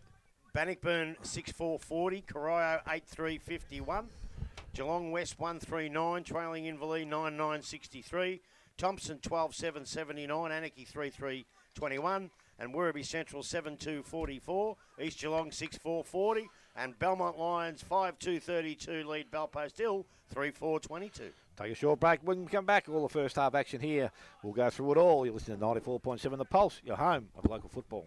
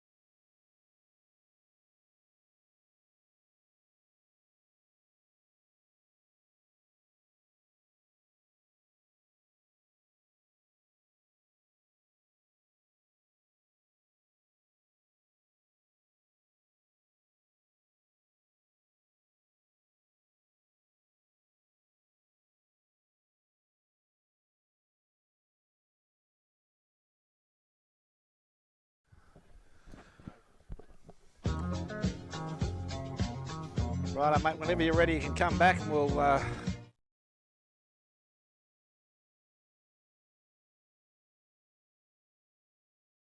NFL football action. The match of the day. Only on 94.7. No, I can't get anything on my phone. Pulse. Welcome back this afternoon. As I said, a game at the first half, which is really, I think, controlled a little bit by the Geelong West side. They currently lead 7-3 to Winchelsea 2-2.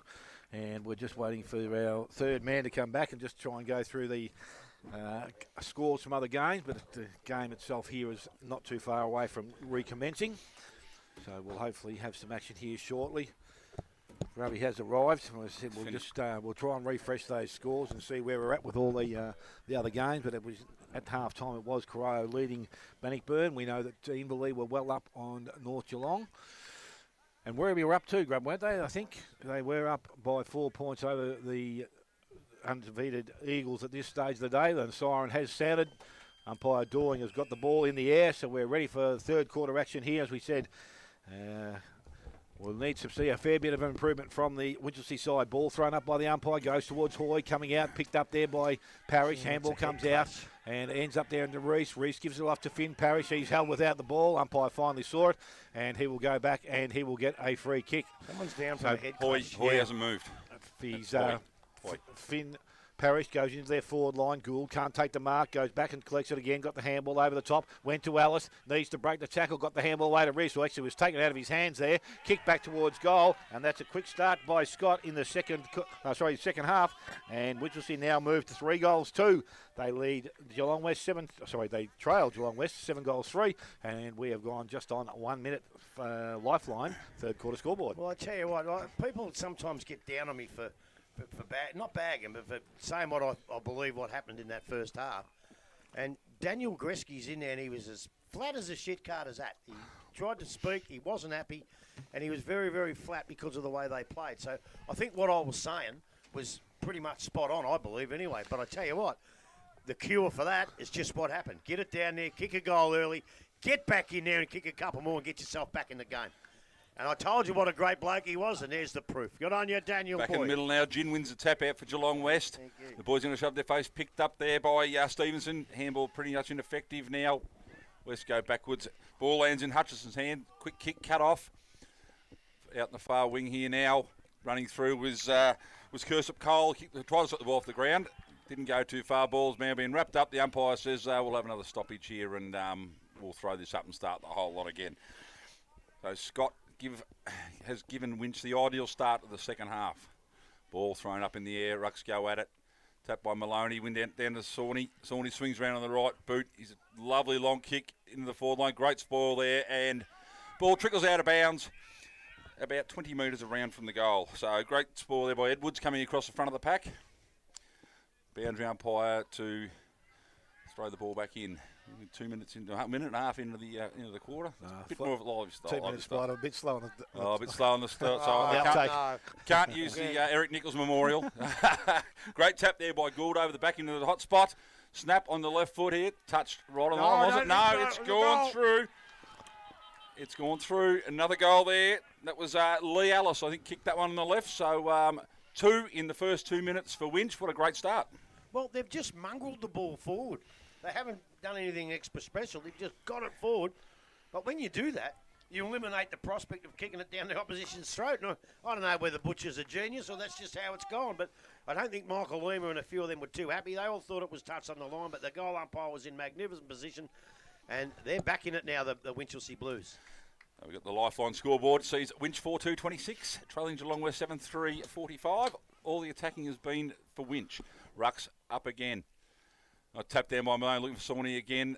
Outdone this time, kicked off the ground by Mitchell. Stalemate here, picked up. What's the umpire going to do here? Umpire's come in, says, no, I'll have this one.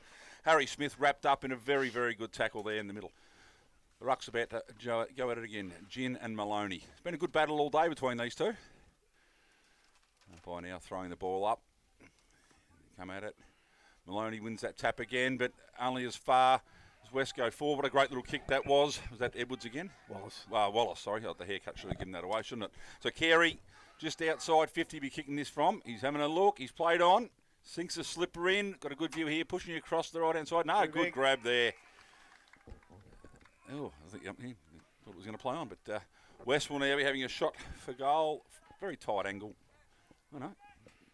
What's he done here? He paid 50. No, inside the square spot. He's just putting him straight out in front of I goals. don't reckon it's inside the square when he marked it. But anyway, Jacob Mowat now coming in.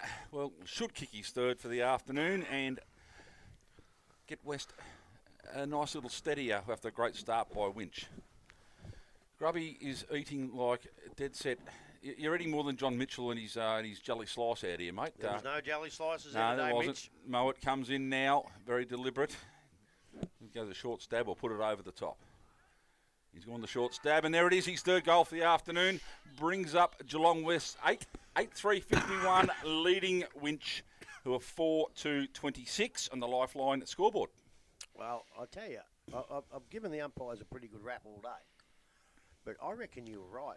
Looking at that from that angle, I haven't got the glasses on, and I know the umpire's very close. You have got the glasses on, Grub. But no, I mean the binoculars. But I tell you what, it looked like to me it was sort of just inside, in front of the points, the gap between the goal and the point players, and he brought him straight through. But no matter, he would have kicked it anyway.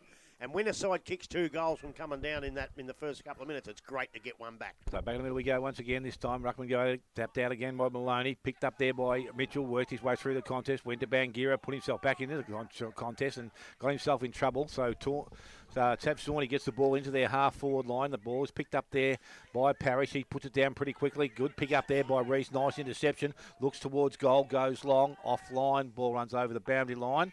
Out of bounds on the full. Free kick going to Geelong West way. So deep in defence, it will be the West side to just take some pressure off for a little minute. But Winchelsea definitely improved their game already in this third quarter. Long kick out, goes towards half. He's the only one that's going to fly for the ball, actually. And he will take the mark. Runner outside, goes in that direction now to Kendall. Kendall quickly back into their forward line. Out in front, Gould doesn't take the mark. Picked up there by Parrish. Goes towards goal. And Parrish finishes it nicely. So 3 goals within the first 6 minutes, and it moves Winchelsea now to 5-2. They trail Geelong West on 8-3. As I said, Lifeline third quarter scoreboard. And just adding to that, what I said after they kicked their first 2 goals, it's the fact that they're getting it out of the middle. They're getting it out of the centre and pushing it forward. When West got it down their end, they didn't get the chance, Winch, to come back because West kicked a goal. So then they get it out of the centre again. If they can keep doing that, they're right back in this game. But if they have to go the long way around, their kicking may still let them down. But really good footy, out of the middle. They continue to do that, and they're a real chance.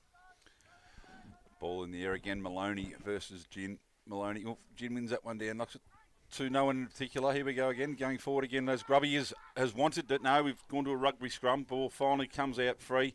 Kick off the ground by Bangura. Out in front of Taylor, who swings around on the right foot. No, not Taylor, sorry. Mowat swings around on the right foot, kicks it long. Welsh, ever reliable so far today, feeds the handball off to Huff. Huff, handball again. Winch working out through a chain of handballs. Finally, a long left foot kick by Jonty Scott. Goes over the head of all the players and out of bounds for a boundary line thrown, probably 60 metres round from the Winch goal. How good's that, right? You're having a day where you're kicking it to the opposition. Kick it to the boundary line, get yourself a stoppage because they're going okay out of the stoppages. Yep. Ball to come back in now. We have Gin versus Maloney again. Oh, that boundary up has gone a long way to a bit like my slice of the nearly tea. threw a point for West. Well, it's been a free kick paid out for a push in the back here. Maloney wins the free kick at 70 metres from goal. Forward start moving. Chips the ball in. That's a great kick. Henry tries to mark the ball on the chest. They're putting the Dukes out. West looking to clear the ball. Chance here. Picked up beautifully there. Handball out. On the right foot boy. Is it Lima? No, it wasn't Lima. Hutchison. Called him a few times. Should know by now. Carey picks it up on the left looking for Whitfield. Puts the hand up. Drops the mark. Falls at West. Handballs the ball at Winch. Running the ball out of the defence beautifully. Nice kick to the middle here. Yeah, Maloney, the taller of the two, wins that one easily. Looks to handball to Sawney. Umpires, no, he's changed his mind. So he didn't play on. He hadn't called stand. No, okay. Well, it goes long now. And, geez, that's a fantastic grab, isn't it? Just floating across the front of the pack. Relieving mark here for West. Looking options, a few options short. Good to see Hoy back on after that clash of heads. Ball goes long again. That's a grow. Well, you've got to pay that or chop on the arms, wouldn't you? Taps the ball out. Out it comes to Parrish. Parrish kicks cut off again. It's been a battle of the half-back lines. Another kick goes wide. misses the target, and it comes out of bounds right in front of the commentary box. Grubby, you get a possession here, mate. Well, nearly did. Go and throw it in. But again, Kendall, he goes for the bounce. He made sure the ball went over the bounce. They get another stoppage because they're going, as I said, they're going okay out of the stoppages. Boundary umpire throws the ball in right in front of us. Maloney, front position, taps the ball down. Kendall bounces off his head, picks it up, wrapped up by Bangura straight away. Umpire has no option but to come in and ball the ball up. He said the stoppages are working for them, Grub. Here we go again. Two rucks out again. Maloney and Gin both up early. Maloney goes backwards. Ball hits the ground, or it could be a free kick. Yeah, no, play on is the call. The rugby scrum develops again. Finally, the ball comes out free. I think Rees might have got that one out as well. And Stevenson wrapped up in a great tackle there. It said, no, it wasn't Stevenson. It's Parrish was wrapped up in a great tackle there by Hoy. And said, good to see him back on the ground. Rucks go at it again right in front of the commentary box. Bit of a stalemate, comes out this way. Picked up now. No, not quite picked up yet. Tapping the ball along. Sawney picks the ball up, goes long, but there's nobody home at all except for Hutchison for Geelong West, who swings around onto the right, looking for targets. Has a bounce. Goes across short. Lucks of fortune, I think. Falls in the arms of Michael Lima. And Lima almost in the centre. Chips across, very smart kick. Keeps possession of the ball. Goes to Curtis Hoare. Now Hoare looking at his options. He's played on his come wide out here. Demanding the ball was Fraser. Fraser takes the mark. Moves it on quickly. Luckily enough, picks up the ball now. Mitchell chips over the top very smartly to Wallace. Wallace with an absolute worm burner. I think it was probably intended for Whitfield, but Carey's just snuck across and said, you know what, I'm on fire. I've kicked a few, give it to me. I've kicked 3, so I'll have another go. Carey here, probably kicking from 45. Beautiful view from the box here, Dale, right behind him. He's actually gone out into the car park. I think he's out. He's come back for a hot dog. I think he's yes. Well, Grubby's finished all those. Grubby's knocked them all off. So we got a good look at this one. Carey came off the Brett Lee run up. There's the Fred Flintstone bowling ball run. As we said, doesn't matter about the approach. It's the finished product. He's unfortunately hooked this one to the left through for a minor score. The lifeline. Third quarter scoreboard sees Geelong West 8-4-52, leading Winch 5-2-32. So Huff doing the kicking in duties for the Winchelsea side, deep in defence, and said they need to get the ball moving. It's going to come club room side, so they decide to come out long. Gould's going to be the target. Lima spoiled from behind. Reese just had it in his hands, got a little handball away, went to Walsh. Walsh inside, goes to Stevenson. Stevenson fends off, has players outside. High fend off. High fend. Don't know about that. Anyway, probably got the smallest bloke on the field. And Hoy, so he's going to be the recipient of the free kick. Goes by hand to Ianelli. Frank, oh no, it's not. Frank's up there having a hot dog. He's up there having a hot dog. So ball front of the contest comes out, picks up there. Wallace got the handball outside. Good handball, goes back in towards their goal square. Picked up there. It was nice work out there by Henry because of a teammate running past and when looking for Kendall. Kick wasn't quite as good and the spoil was put on. Ball goes back over the boundary line for another throw in which will take place. Still inside their forward 50. We're talking Geelong West. So the ball thrown back in quickly by the umpire. Now, I'm not too sure why the umpire's called that, but anyway, doesn't matter. Going to go back to the boundary umpire now, and he will start that all again. Cody Eagle doing the ruck work now, so ball from Gin, runs back towards their goal square. Picked up out there. Ball is cleared away. Unfortunately, I think it's going to be a little bit wide, so free kick will go back to Geelong West, so it's going to come back as quick as it came out. Free kick is taken by Hoare. So Hoare now, a lot of numbers back in there, forward 50. He goes long, looking for the mark. Ball up, mark not taken out there by Wallace. Did clear a space, but unfortunately the ball is going to be picked up. Mowat tried to work his way out of the contest. Umpire says no, bring it back to myself. Had a clear run at that one too, Dale. Yes, yeah, he had front position too. So the ball thrown up by the umpire. Wallace front position, tapped out for the back by Eagles. Comes out to Mowat, can't get a clean kick on the ball. Handball was good there. Defensively, I think that might have been Ellis back in defence, but he's kicked it only as far as Ianelli. Just got to stay at the boundary. Stay at the boundary. Be a free kick on in Lee the Ellis not happy with the attention he's getting. On in the Umpires pocket. wanting across. But Ian Alley with an opportunity here. It's Matty. So Matty and Alley will come in. He's generally a good kick at goal. Loads up. Looked nice off the boot. Spied. Has got the distance. Beautiful. Yes, it has. He has got his first goal of the afternoon. And the ninth now for Geelong West. They are 9-4. They lead Winchelsea on 5-2.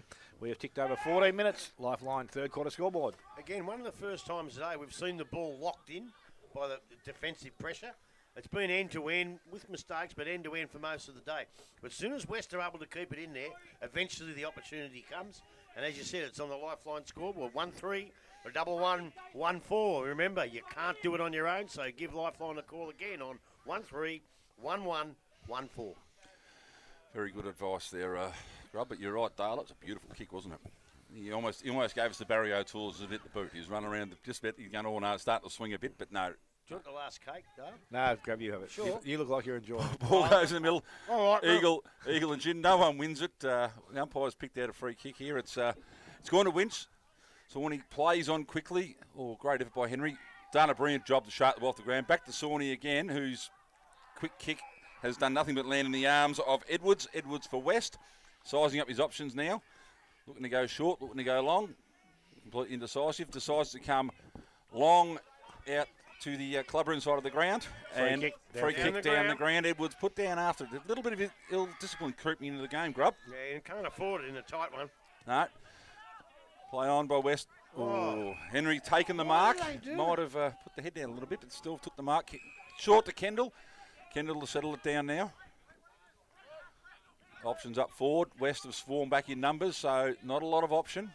Decides to go long. It's a good kick in the end, but ball hits the deck. Picked up by Rees again. Look for a quick handball out there to Stevenson, but free. Well, Free kick has been picked out. I thought he might have been able to get a couple earlier, but he's getting in under the packs and that. So Rees goes across the ground. It's a nice kick to Parrish, who plays on immediately. Throws it on the boot. Not a bad kick off the boot. That's a goal. What a fantastic goal there by Finn Parrish.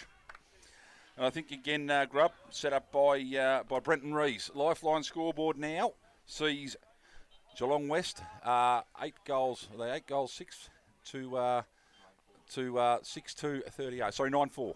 8-6. I'm making numbers up now. So Lifeline scoreboard, third quarter scoreboard sees West 9-4-58 leading Winch 6-2-38. Oh, good on you, Rob Cameron. The ball's back in the centre. Well, it's one way to. Well, dead set. There's a bloke that has had 30 touches, mate. You've had 30 meals. Well, I was just going to say about Brenton Rees again. He's on the bottom of the pack. He gets a free kick, and he gives a good kick, and that's what they've been lacking. But there's nothing left in there. Now I'm going to get Daniel to come back and get another one for him. Otherwise, he's gone. So back in the middle we go again. Gin's doing the ruck work up against Eagle. Ball comes out of the contest. Sawney first, hands on it. Got the handball out the back. Bangura coming the other way. Go it to Gin. Gin over the top. Only found Reese of Winch, and he comes out of the centre. Goes back into their half-forward line. In front, Henry. Didn't read that too well. The mark was taken there by Lima. Lima goes quickly outside. Gin's made good position. Has an option further afield and goes quickly looking for Mowat. He's out in space. Oh, he dived for the ball but put it down. Again, Winchelsea now through Kersop Cole. He's handled it straight back over. I'll tell you what, they're swapping hands ball pretty quickly here. Ball goes back into the middle. Bit too much on it. Into the hands of Hutchison. Back into the hands of Mitchell. Just loads up, goes long into the forward line. Budavalis comes out. He can't take a mark now. He's put under pressure. He's in trouble. And I thought it would have been a free kick there. It's gone out wide. Again, back in the hands of Ian Alley. He looks at goal. Kicks that goal. And gets it, I reckon. I think he has got it. Yep. Umpire says all clear. So Ian Alley has his second of the quarter, and now the 10th for Geelong West. They are 10-4. They lead Winchelsea on 6-2. We have gone just on 18 minutes. Lifeline third quarter scoreboard. Again, a couple of minutes absolutely riddled by mistakes, but in the end, it's the one who makes the least mistakes, and that's West, and that's why it was the goal. But I want to go back to Sawney back here. When he got the ball out, give it over, got it back. In the end, he buggered the kick up. But, a goal there, I tell you what, it would have given him the Corio Bay Health Player of the Day, and it would have also given him the Comnafine Goal of the Day. But I tell you what he is.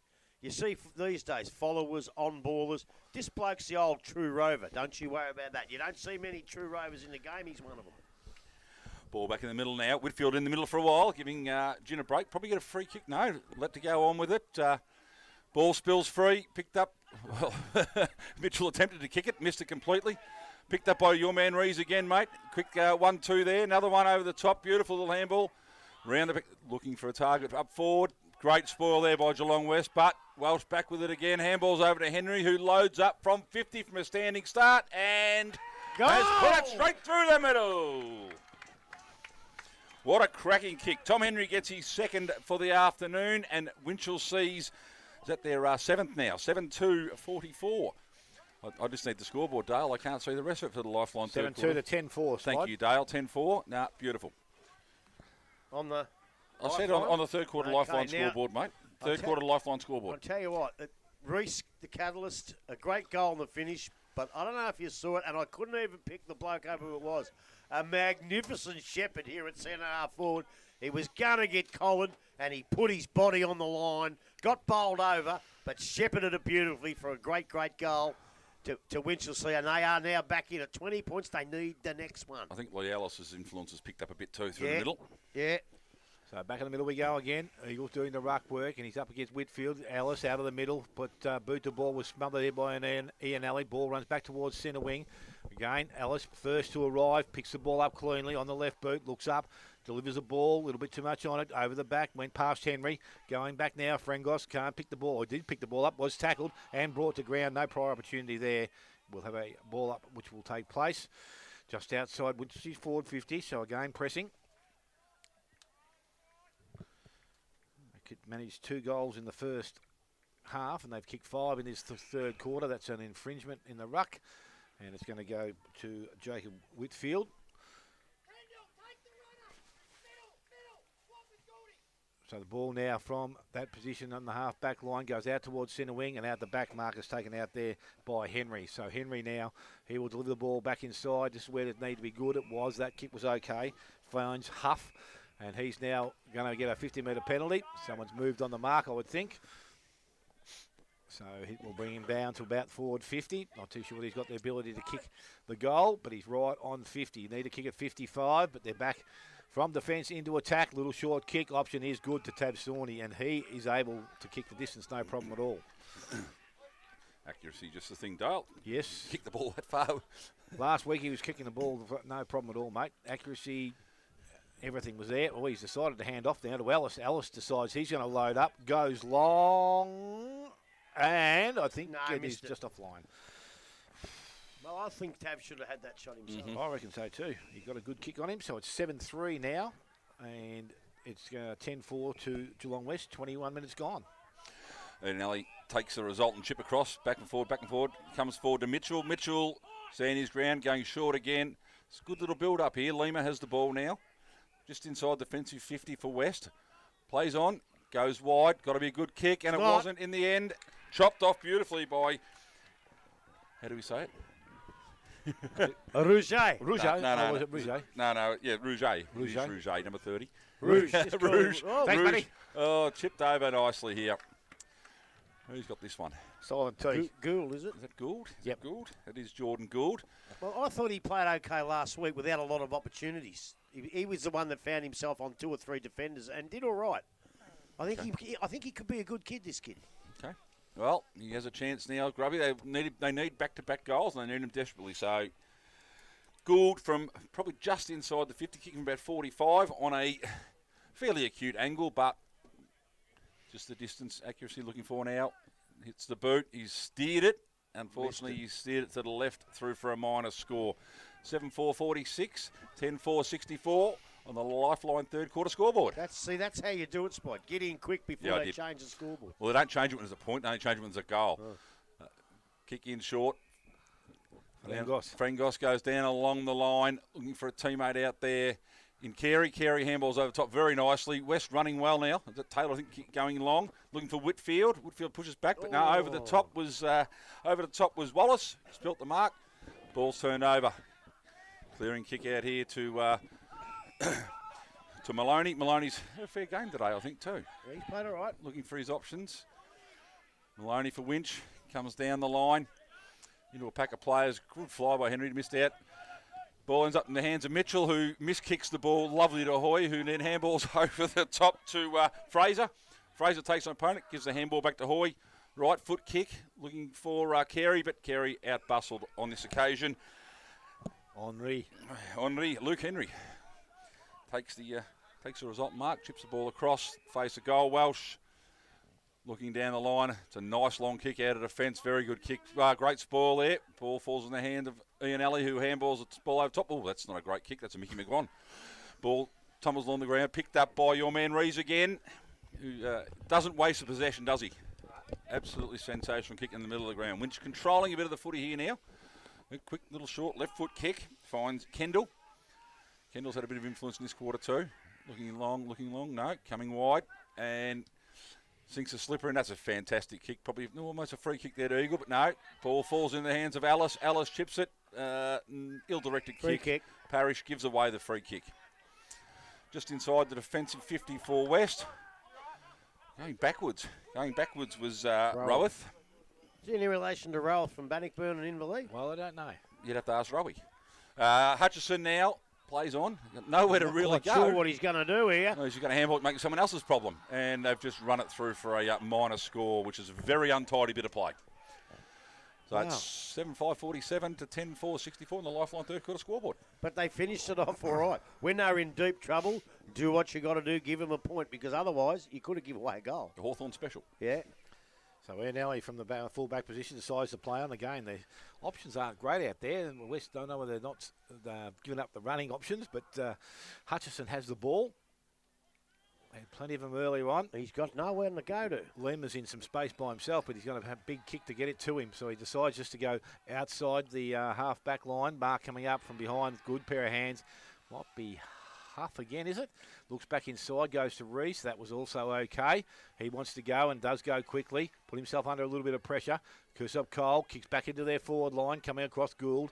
Couldn't get to the contest. Bangera has the recrum, goes to Frangos. His kick short. Good hands, Parrish. And he's taken a mark right on 50. Too far. I think so.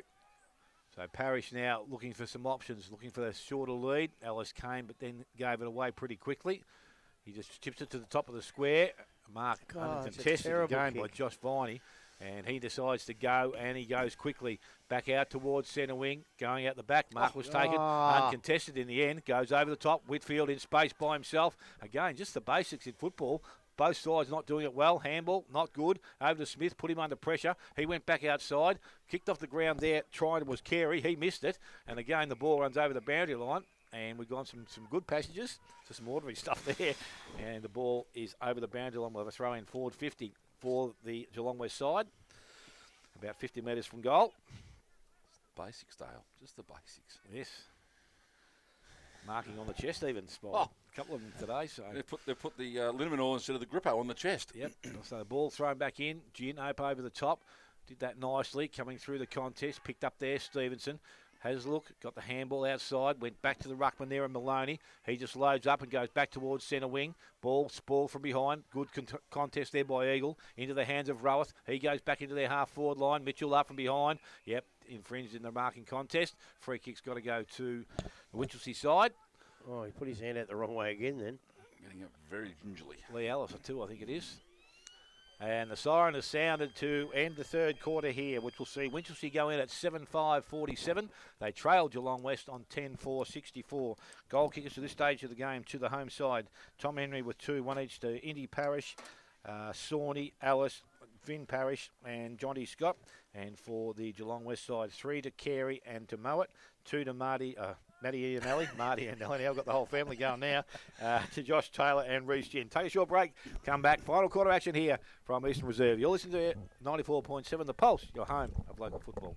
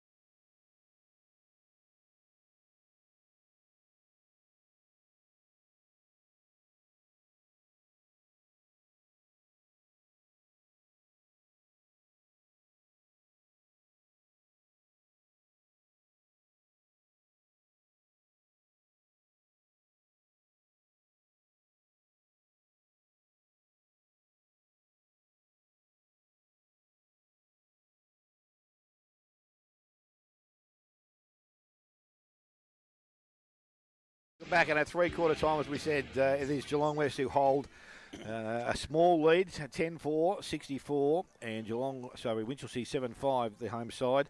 They've trailed all day, but had a pretty big quarter that side, kicking 5 goals to the 3 goals from Geelong West. Grub, what did you think of the third quarter? And I think the good scores from around the grounds. Well, I'll do the scores from around the grounds first. We've got Bannockburn 11-8-74. Hit the front out there at Victoria Park. They're leading Corio 10-5-65, so it's still a great game out there. North 2-4-16, Inverleigh 12-11-83. So that's a little bit disappointing for the North fans that are listening. Thompson 20 goals, 9-1-29 are leading Anarchy 3-3-21. Werribee Central's 10-3-63 are now trailing East 10-6-66. So we've got a cracker out there.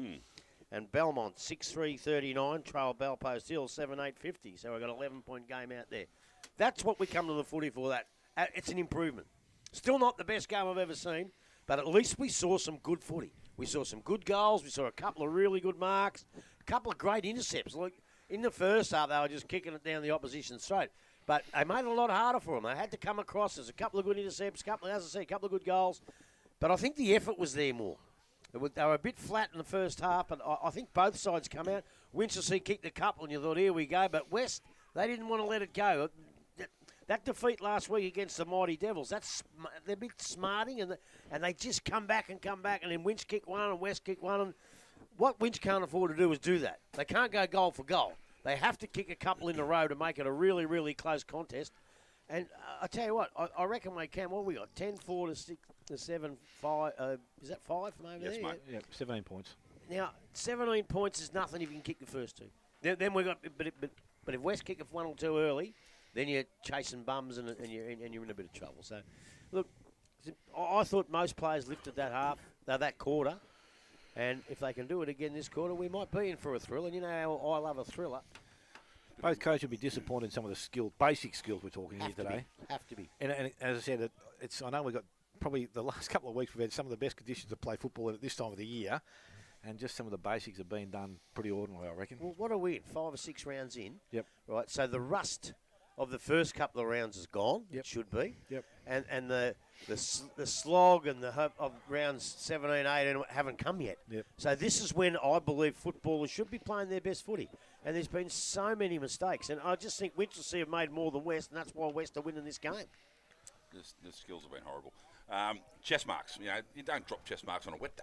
Little a day like it's a beautiful day. Maybe they're thinking ahead what the next thing is rather than taking possession of the ball. They're thinking, what am I going to do when I get it? But you've got to get the thing first. Well, we used to take chest marks, but as you got older, and what happens a lot here too, that you get taught to take the ball out in front. And that's what GDFNL have been doing. But today, I reckon the lack of confidence in the way they're playing, I'll take it on my chest, they're bloody dropping them anyway. Well, to me, I think obviously Rees has been fantastic, but I think Lee Ellis was probably, him and Kendall through the middle, really helped turn Winch around, taking the pressure off Rees and Stevenson as well. So these blokes through the middle, it made a bit of a difference then. They got the ball, looked a bit more poise. But as I said, West just kept doing enough to stay in front. Well, Lima floating across the back line has been pretty good. Yeah. I think it's about time they throw him down forward and take the risk. He kicks 3 or 4 and she's over. Yeah. Because I tell you who had a field day here, the way the ball's coming. Blake Dye would have kicked 7 here today. That's how good he is. So they're really missing him, don't worry. Umpire about to start the final quarter action here. And they've been pretty good too, the umpires. I've got no complaints again. Don't forget to start the clock, Dale. No, I'll do that. I'm just waiting for the kids on the step on the far side have to get back behind the fence. He'll start the clock. Unfortunately, it'll be 5 minutes into the quarter. No. I've only missed one, so I actually thought I pushed it, but I must have hit the button properly. And he expects us to Here it is. Umpire with the ball in the air. Final quarter action here. And as I said, both sides important that they get a win here this afternoon. Ball has gone in the air over the top. Maloney gets it down only as far as Smith, who was taken high. So West with the first opportunity to push the ball forward. And he's just going to take his time. Harry Smith goes short, lead-up player. Ball goes quickly now into their half-forward line in front. Iannelli, ball comes through the contest, goes towards Noy. Out the back is Kendall. He picks it up, put his head down, needs to get rid of the ball. They didn't have too much of a prior opportunity there, umpiring very quickly, and he will take possession of it. So again, Ruckman get to the contest. This time it's over the top. Maloney taps the ball down to Reese. Clean. Pick up again. Handballs over the top. Didn't go too far into the hands of Fraser of Geelong West. Goes back into their forward line. Coming out, Mitchell. No, it's not. It is Carey again. And he's taken the mark inside 50. Can go back and shoot for goal number 4. Great grab. Yeah, strong grab. Good contested mark. Pushing down is Edwards, but he's going to be ignored. And again, lucky there's no time clock here, Grub, because they take that long to get back to the bars. We'll be here till midnight.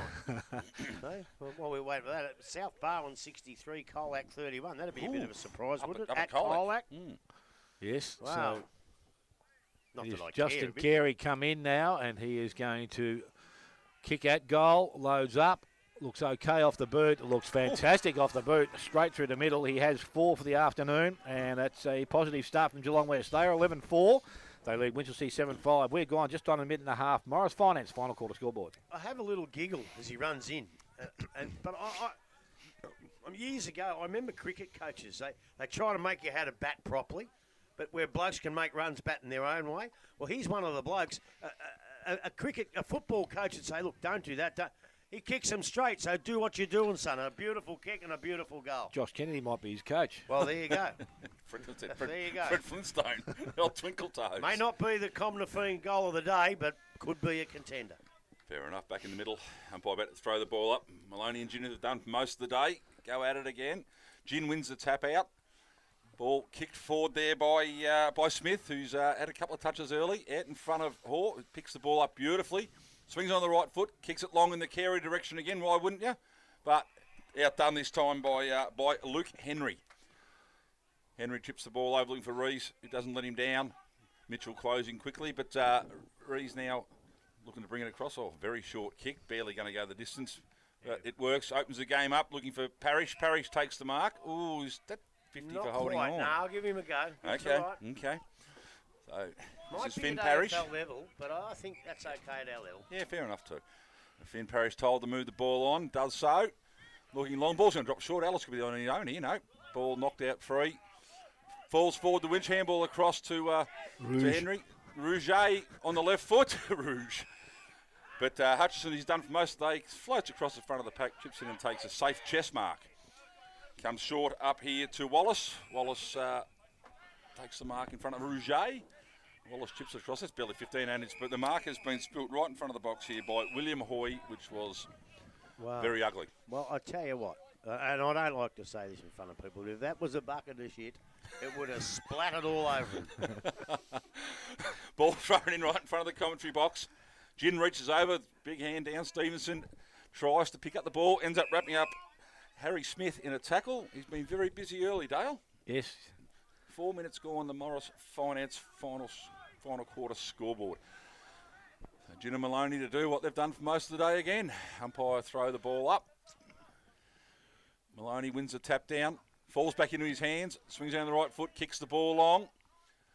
At the back of the pack, ball hits the ground. Lima crashing through, somehow gets the handball out. I don't know if it was legal. Oh, he's gone high, Dave Dawley. High free kick. It's been paid to Aaron Hutchison, who looks up, looking for his team, looking for something to kick to.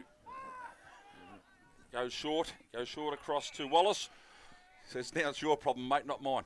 No, Wallace goes back into the centre of the ground again. Here we go. Ball's finally opened up, running through the middle of the ground. Handball over the top to Hoy. Had to stop and wait for it. Stop and prop. Spilt the ball. There goes Rees. 1-2. Parrish. Great kick by Rees. Mark dropped down there by Gould. Needed to take that one. Sawney goes forward off the ground. Diving on top of his Gould now. Ball's come free. Great attack on the footy there. Rees picks it up again. Looks for Alice. Goes a bit too much pepper on it, but Alice is good enough. Gets the ball wrapped up. He breaks the tackle onto the left foot. Smart little kick in the middle there. And the mark has been taken by Kendall. Kicking from just outside 50, probably just outside his range, Dale, but he seems pretty confident. Yes, he's going to have a look at him, Spider. Look at it. No, he's changed his mind now. Yeah, well, he might, this bloke. Now, have a look at him yourself, son. Where's Lee Ellis? No, kick it yourself. I blame it. I tell you what, some of this stuff's, you've got to blame the trainers. They've obviously forgotten the grippo. I said that they've swapped the liniment oil and the grippo over. They've just forgot the grippo. Mind you, I never used one grabcations, they used to call me. But yeah, squirrel grip grab. Sawney goes long. It's a beautiful See, that's kick. what would have happened that end. Beautiful kick. Tav Sawney has his second for the afternoon and the 8th for Winch. 8-5-53. Still trailing Geelong West, who are 11-4-64 on 11-4-70 on the Morris Finance final quarter scoreboard. Well, they're not back in the game yet. They're not back in the game. They need the next one again, and that'll put them back in the game. But it was good footy. It was, again, the mistakes that were made out here are just incredible. And you don't see that. Look, I know we're not AFL footballers down here, but they should be able to mark the ball and hold on to the ball a little bit better than that. And you watch this play. You go in and try and redeem himself. Now, So good the ball on back in the middle of the ground. Gin goes at the ball. I think Maloney both had a hand on it. Comes out. Mitchell looked like he was taken high there, but comes out of the back of the contest again at ground level. Umpires, things go probably a little bit too long. He might have got a poke in the eye by the looks of it, because he's struggling with it. Again, umpire just clearing the path from behind himself, and again, both ruckman at it. Maloney up and down pretty quickly. Ball out the back into the hands of Noy. His kick, went straight into the hands of Parrish. He got around the player coming at it. Went put his teammate under pressure. That was Reese back on the ground level. Out to Stevenson. Steven goes wider. Kursop Cole. He looks up, goes long. This is where they need a mark in front. West have got the numbers back there. Gould picks the ball up. Handballs outside. Got a teammate with him in support. That was Scott. He gave the ball back to Tav Sawney. Puts boot to ball. Ball goes up, goes down. Lima up over the top. Missed the ball. Out again. It goes towards the boundary line. The umpire says it will run over the boundary and it will be thrown back in. So thrown back in the forward pocket, about 15 around from the behind post, which will see another opportunity to hold things in here. An opportunity to score once again. Out the back, Gould takes it out of the contest. Kick was smothered at ground level. Goes back, Ellis picks the ball up, got in and out of trouble. Went back by hands to Reese. Went one way and out the next. Put the ball up, put it down again. Look for some options. Went back to Kursop Cole. Wrong option. And Gin was there to put some pressure on. He takes the ball and takes it over the boundary line. Probably the first time I've seen Reese fumble all day. Yeah, and he fumbled twice in 20 seconds. Yeah. I was just going to say before, he's probably give him 3 votes just for being clean, but let's muck that up pretty quickly. So ball goes into the hands of Stevenson, goes back towards the boundary line. Rouge was there, and it's going to be held up ball again. Up. Moy over the contest. Ball will be back into the hands of the umpire once again, right on forward 50. Long way away, Dale. Yeah, it is. They probably need those glasses of grubbies now. Ball from the contest goes back towards the boundary line, and it's going to be over the boundary line. Seen over there by Scotty Frangos, and he's quite happy to see it over. So the ball needs to come back in behind somehow. I'm not too sure how they're going to work it or where the runners are going to come from. Ball, that time Maloney, they do tap it over the back, straight into the hands of Ellis on the left boot. Nice kick of the football, loads up, goes long, back towards the goal square, but Michael Lima read that nicely, and he will take the mark deep in defence. Got a little short option, and again, dangerous. As he's turned the ball over straight into the hands of a Jordan Gould, who can go back, and he's not confident kicking goals, so he puts it back in the directly in line of goal, and I think this is Indiana Parrish, which will go back in here. We'll have a shot at goal. So Parrish now with an opportunity to kick the 9th goal for Winchelsea. The old adage, grub when in doubt, kick long. Yeah, especially in the last quarter when you're only about 3 goals up, kick it out of danger. But even the best of them make mistakes. So Parrish now steps in, kicks that goal. Umpire stands and looks straight back over his head. He's got his second of the afternoon and the 9th for Winchelsea. They are 9-5. They trail Geelong West on 11 goals for. We have gone just on 9.5. Morris Finance final quarter scoreboard. Well, I tell you what, she's on now. I needed them to kick the next goal, and they did. Oh, what's that? 11 points. 11 points of difference. Good football. But I tell you what, Michael Lima, I don't see Michael Lima making a mistake very, very often, and that's one that didn't cost him dearly. You watch him now. He'll get in there and redeem himself because he's a champion in the GDFL. Do it in the first quarter, mate, not halfway through the last. Yeah, it's a bad time to make your first mistake for 3 years, but... Anyway, ball goes up. Whitfield versus Maloney, the rucks at it. Maloney wins that one down to Rees. Rees stripped of the balls, he went to handball. Did well, tapped it onto Parrish off the ground. He's overrun the ball. Here we go, coming out, handball out. This is Whitfield on the right. The bright orange boots, I like them. Yeah. That's a great grab. Has he paid it? He hasn't paid a push in the back? No, he's paid the mark to Luke Henry. What do we pay now? He has paid a free kick. He did pay the push in the back, did he? I reckon Carey will probably have a shot at this, won't he? That's a... Oh, that's who kicked that back. Lee Ellis. That's 50 metres. Well, mate, they haven't hit a target all day, so why would you penalise them like now? Tell you what, it's still 50 metres. Yes, it is. Got to Carey return now them on the full. goes short. That's a great kick. Oh, and a great spoil. It was in the end. Oh, That that's might high. be a little bit high, I think. He's paid that one there. Wow, nearly ripped his head off. We've got Harry Fraser deep in the pocket right in front of the Winchelsea social rooms. Yeah, Looking this to is kick West 12th, and maybe Grubby just put the game beyond reach. Well, it's a tough kick from here. Yeah, very tough. But I kick bet from you the they practice with him over there training often enough. They kick from in front of goal. They kick from the Except side. for the fact it's not his ground. Fraser, no, that's true. Fraser with, I don't know what that is. It's a Missed floating it. kick, but it's pushed to the right, through for a minor score. West 11-5-71, Winch 9-5-59 on the Morris Finance final quarter scoreboard. We've got a 12-point game, Grub. Yeah, I'll tell you what, we don't want to be back here next week, do we? Wow. Oh, Butchie Gale at his best. Wow. Parrish to bring the ball in, plays on. Looks long down the line. Smart kick, looking for Welsh. Ball sport from him from behind by Edwards. Good play. Ball out of bounds, probably just outside. Geelong West attacking 50. That nice hill, the ball stops up for the umpires. It's good. Boundary up bat to throw it back in. We've got Eagle versus Whitfield in the ruck. Ball thrown in. Eagle wins it convincingly. Taps it forward to Kersop Cole, who spills the ball. Mungari picks the ball up. Parrish intercepts. Ball still fighting. Rees tries to burst through. Gets the ball back to Parrish. He throws it on the boot. Kicks it long. Spoil there by West. Handball back. Kick long into the West forward 50 again. Ball goes over the back of everyone. Parrish is there again. Picks the ball up. Runs away. Kicks it to nobody in particular. There's a lot of 2-on-1 here. Picked the ball up by Hoare. Swings around the right foot. Bit of a up and under hospital. But I'll tell you what, no, he hasn't been paid the mark. Not quite. Whitfield fighting for that. Could be close to a free kick for high. But yes, it's been paid by the other umpire. Too high. Jacob Mowat, who has 3 for the afternoon, he decides to go short. And it's very short. Not a great kick. Eagle picks the ball up. Boots it long to about a 4-on-2. Ball hits the ground. Ooh, on the race ball now.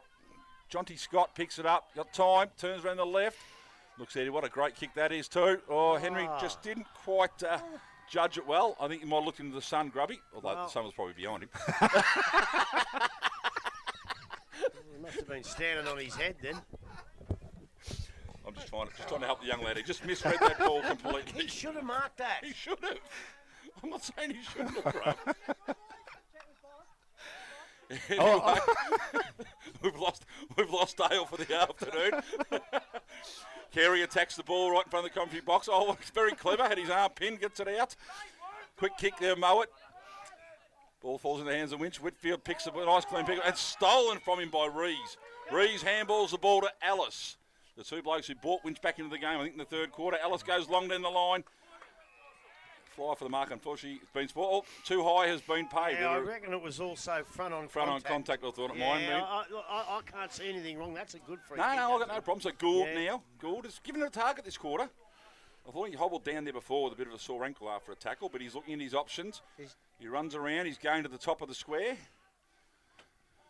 Oh, nearly almost a mark. Winch picked up beautifully with Michael Lima. I think he's done it again, but he's found Ernally this time. You won't see him do that twice, Mickey Lima. He found Ernally this time. Ernally goes short, back across.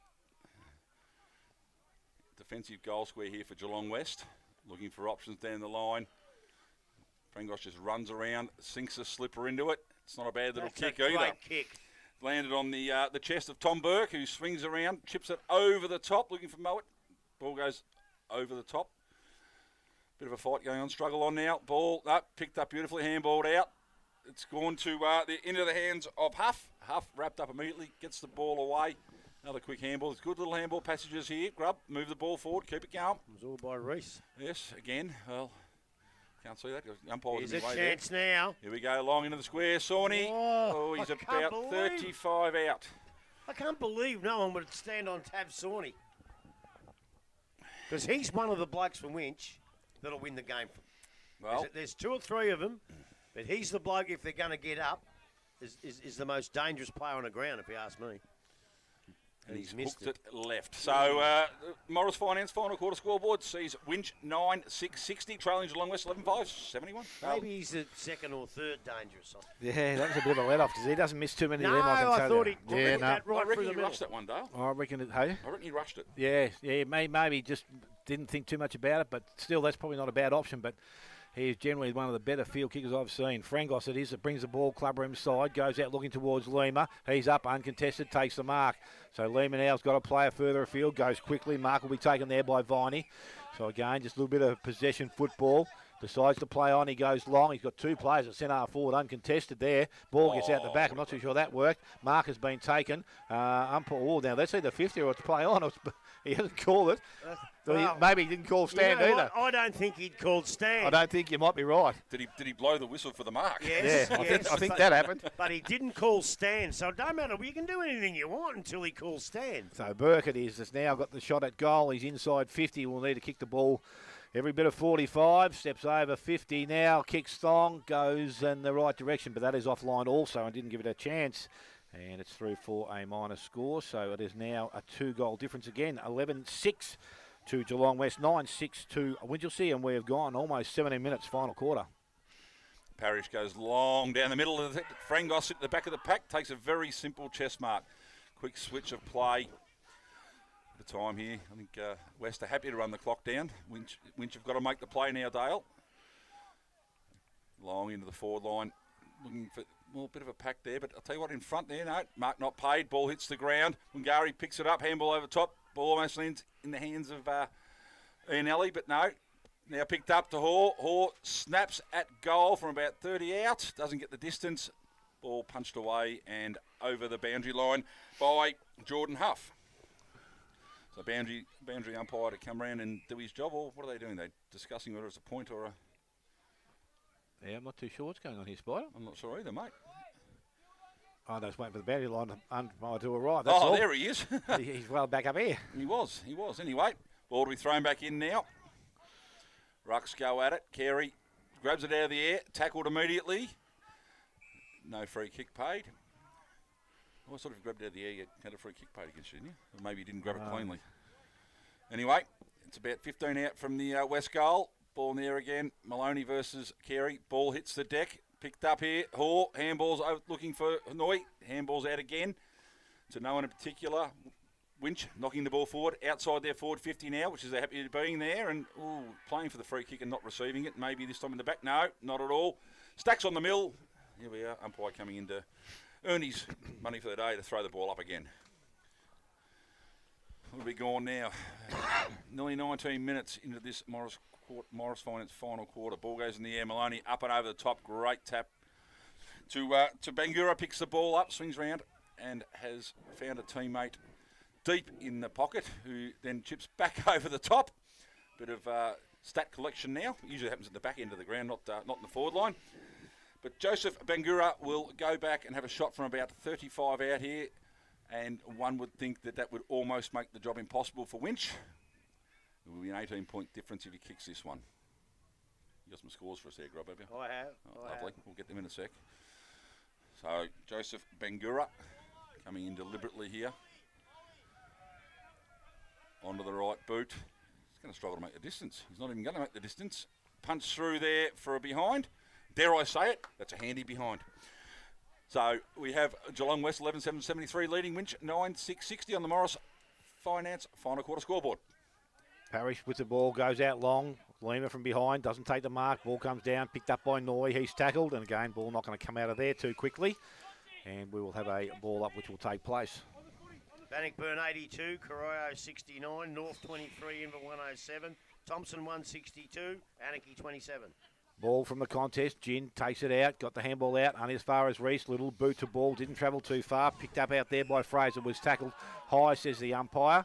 And a free kick is going to go to Fraser. Oh, get off him, you idiot! So Get it Fraser taken off you plays in a the minute. ball quickly. Goes into the hands of Iannelli. And he goes long quickly into the forward line. Mark required out there. Ball goes through the hands. And it's gone over the boundary line. And it will be thrown back in. Belmont 52, Belpost Hill 63. Werribee Central's 88, East 86. Ooh. It's a cracker there. News didn't want to go. I can't believe it. Can't believe it. Didn't you pick this game, Grop? No. Ball thrown back in by the umpire. Again, tapped out there. Stein picked up. Handball goes back towards Ian Alley. Put him under pressure. Mowat went back and collected it once again. He put the ball down then, I thought. Now players dive over the top. Held up inside. Umpire circles. And he said no prior there. So we'll have another ball up which will take place. Reese off the bottom of the pack. There's a shock. Thrown up again. Ruckman at it. Gin up over the top. Goes back towards the boundary line. Lee Ellis leads in the race for the ball, but it's going to beat him over. And another throw in to take place. Still forward of centre wing for Geelong West. 7-4 this side. So it's thrown back up now. Ball goes out the back. Picked up there. Stevenson. Good hands into the hands of Kendall. Kendall now long into their forward line. Look at this. As I said, 1-on-5 back there. Hutchison picks the ball up. Goes outside to Frangos. Got the handball back inside. Missed his target. Again, no clean pickup out there, but it's going to be won by Higgins. Or was won by Higgins. Back to the hands of Frangos. And he comes through and picks the ball up. Goes quickly into their forward line. Nice kick. Favours his teammate out there. That was Carey. Got the handball back. They go back inside. Mark has been taken. Umpire says settle things down. No, he's going to take the mark. Ball goes back outside and the mark has been taken in the pocket. I reckon once again it is Justin Carey. So he's going to have an opportunity to go back and kick for his 5th goal of the afternoon. And this could be the one, Spider, if this does go through. It could be. Could be. Could be.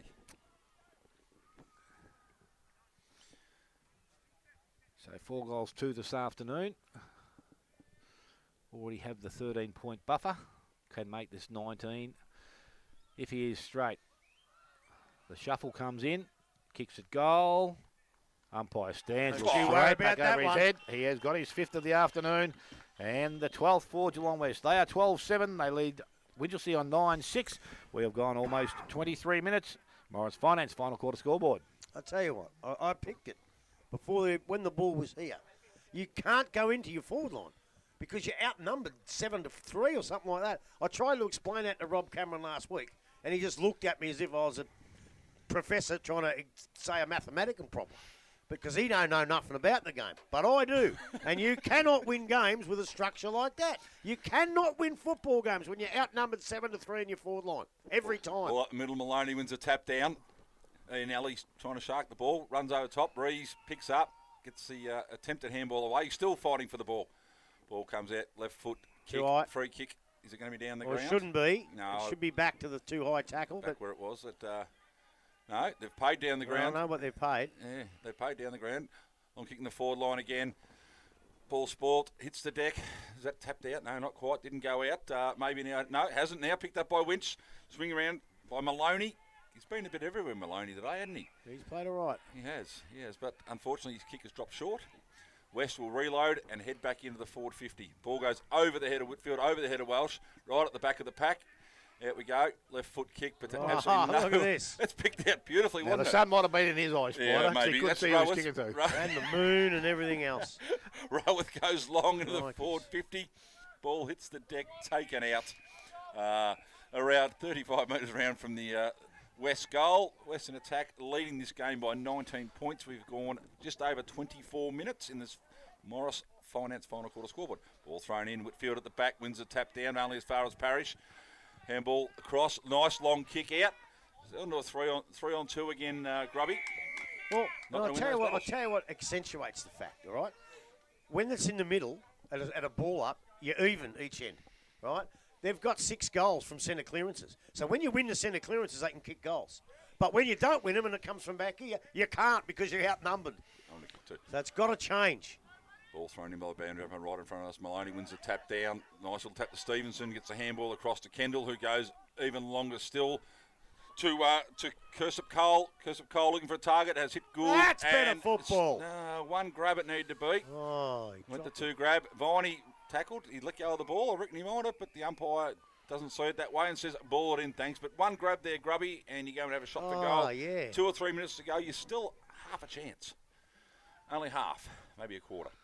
Look, they're not going to win it, Winch, and to be quite honest, they don't deserve to either, the way they've played today. Ball will be thrown back in now. Gould doing the ruck against Gin. Gould wins that tap cleverly down, but Shark by West ends up in the hands of Taylor. Taylor handballs out, kick smothered. Out of bounds, just outside the forward 50 for Winchelsea. The game's sort of now petering out. We've gone, 26 minutes into this Morris Finance final quarter scoreboard.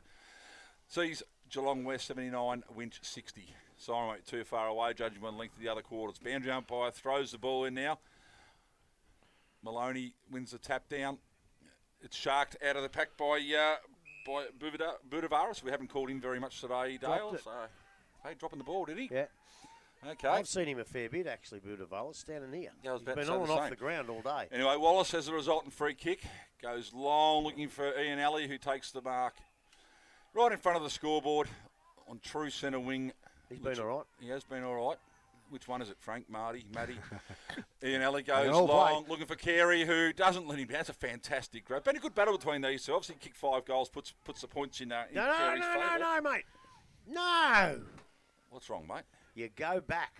Well, You take your 30 seconds off the clock. He's hooked it, and it's gone out of bounds on the full. Look, Winch probably can't get up from here. But it's still only 3 goals. If the quarter goes long, you take your 30 seconds, you take the time off your clock, and the result's probably the same. Well, Ball. yeah, anyway. Ball comes in quickly, and Ellis has the mark now, deep in defence. He's got himself down, doing a little bit of work down there. Got a player across the ground, goes short into the hands there of Freeman. Freeman further afield will go to Parrish. This is Indy. And he's now looking for his options, short over the top. Walsh has got the ball. So he's now looking to gain. I don't know whether the short game's going to win it for them, but they need to move the ball quickly. Rouge with the ball now, and he goes across the ground. Kick wasn't good. Put his teammate under a bit of pressure. It's going to be turned over, picked up, go back and forward. Mark has been taken by Ian Alley. A good pass there from Carey, and Ian Alley will go back, and he will definitely ice the game here this afternoon. And I'll bet you he takes the 30 seconds off the clock. And some, I would think. Well, the 'Cause way he's been around a long time. the way they've been going, mate, it'll be longer than 30 seconds. Well, that's the tail of the game, isn't it? Like, Yeah. a kick across there was just fraught with danger. It'd have to be a perfect kick, and it wasn't. So Ian Alley comes in now from about 40 out, directly in front. Looks okay off the boot, and the umpire also agrees it is okay, and he has got his 3rd goal of the afternoon, and the 13th now for Geelong West. They are 13-7. They lead Winchelsea 9-6, and we have gone 28 minutes, final quarter. Well, I think we need me cousin's auntie, because it's time the fat lady sang. They can't come back from this now, the mighty Winch side. They've tried their heart out, but their field kicking today has let them down. And West, it's been, I would say, a reasonable performance. I don't think it was a great performance by any means, but just to kick the goals, to keep them in front when they needed us, gave them the ascendancy all day, and they just thoroughly deserve the win that they're going to get in a few minutes. All right, ball back in the middle. Maloney and Gin.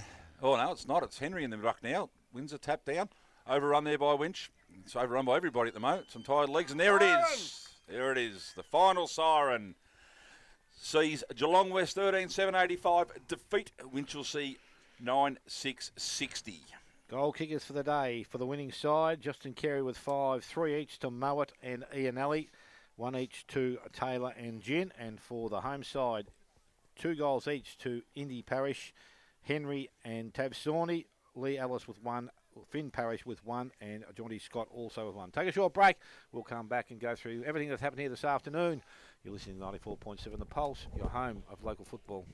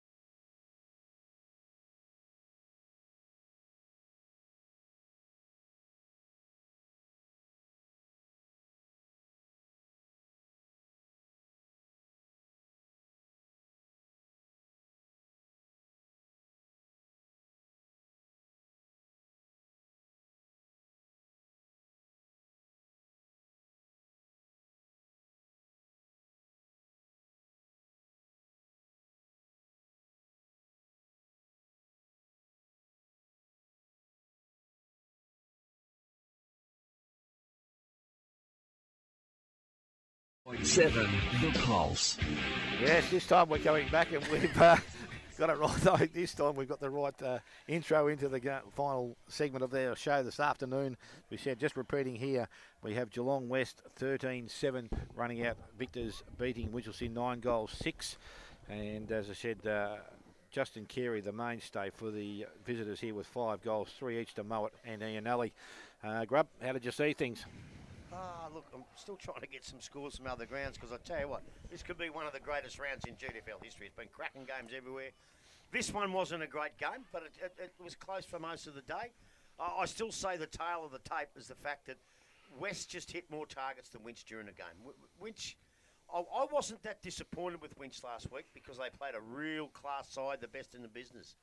But I was pretty disappointed with their effort today. I thought their field kicking was poor. Their structure was terrible. I know I'm harping on it, but I think it cost some games. Like last week, you can put that down to the great structure that East Geelong have, but West haven't got a structure anywhere near like that. And unfortunately, they went in quickly into their forward line to be outnumbered 7-3, 6-4, and you just can't kick goals like that. But as I said during the call, if you win the centre bounce clearances, you're 6-6 down there, and that gives them a much better chance. And I reckon they kicked 6 out of their 9 or whatever goals was doing that. But look, there's no doubt, and I thought they were flat early, but there's no doubt in the endeavour after half-time from both sides. It was very, very good. But I think we started off the year saying that both these sides will be, probably having a go at 5th position.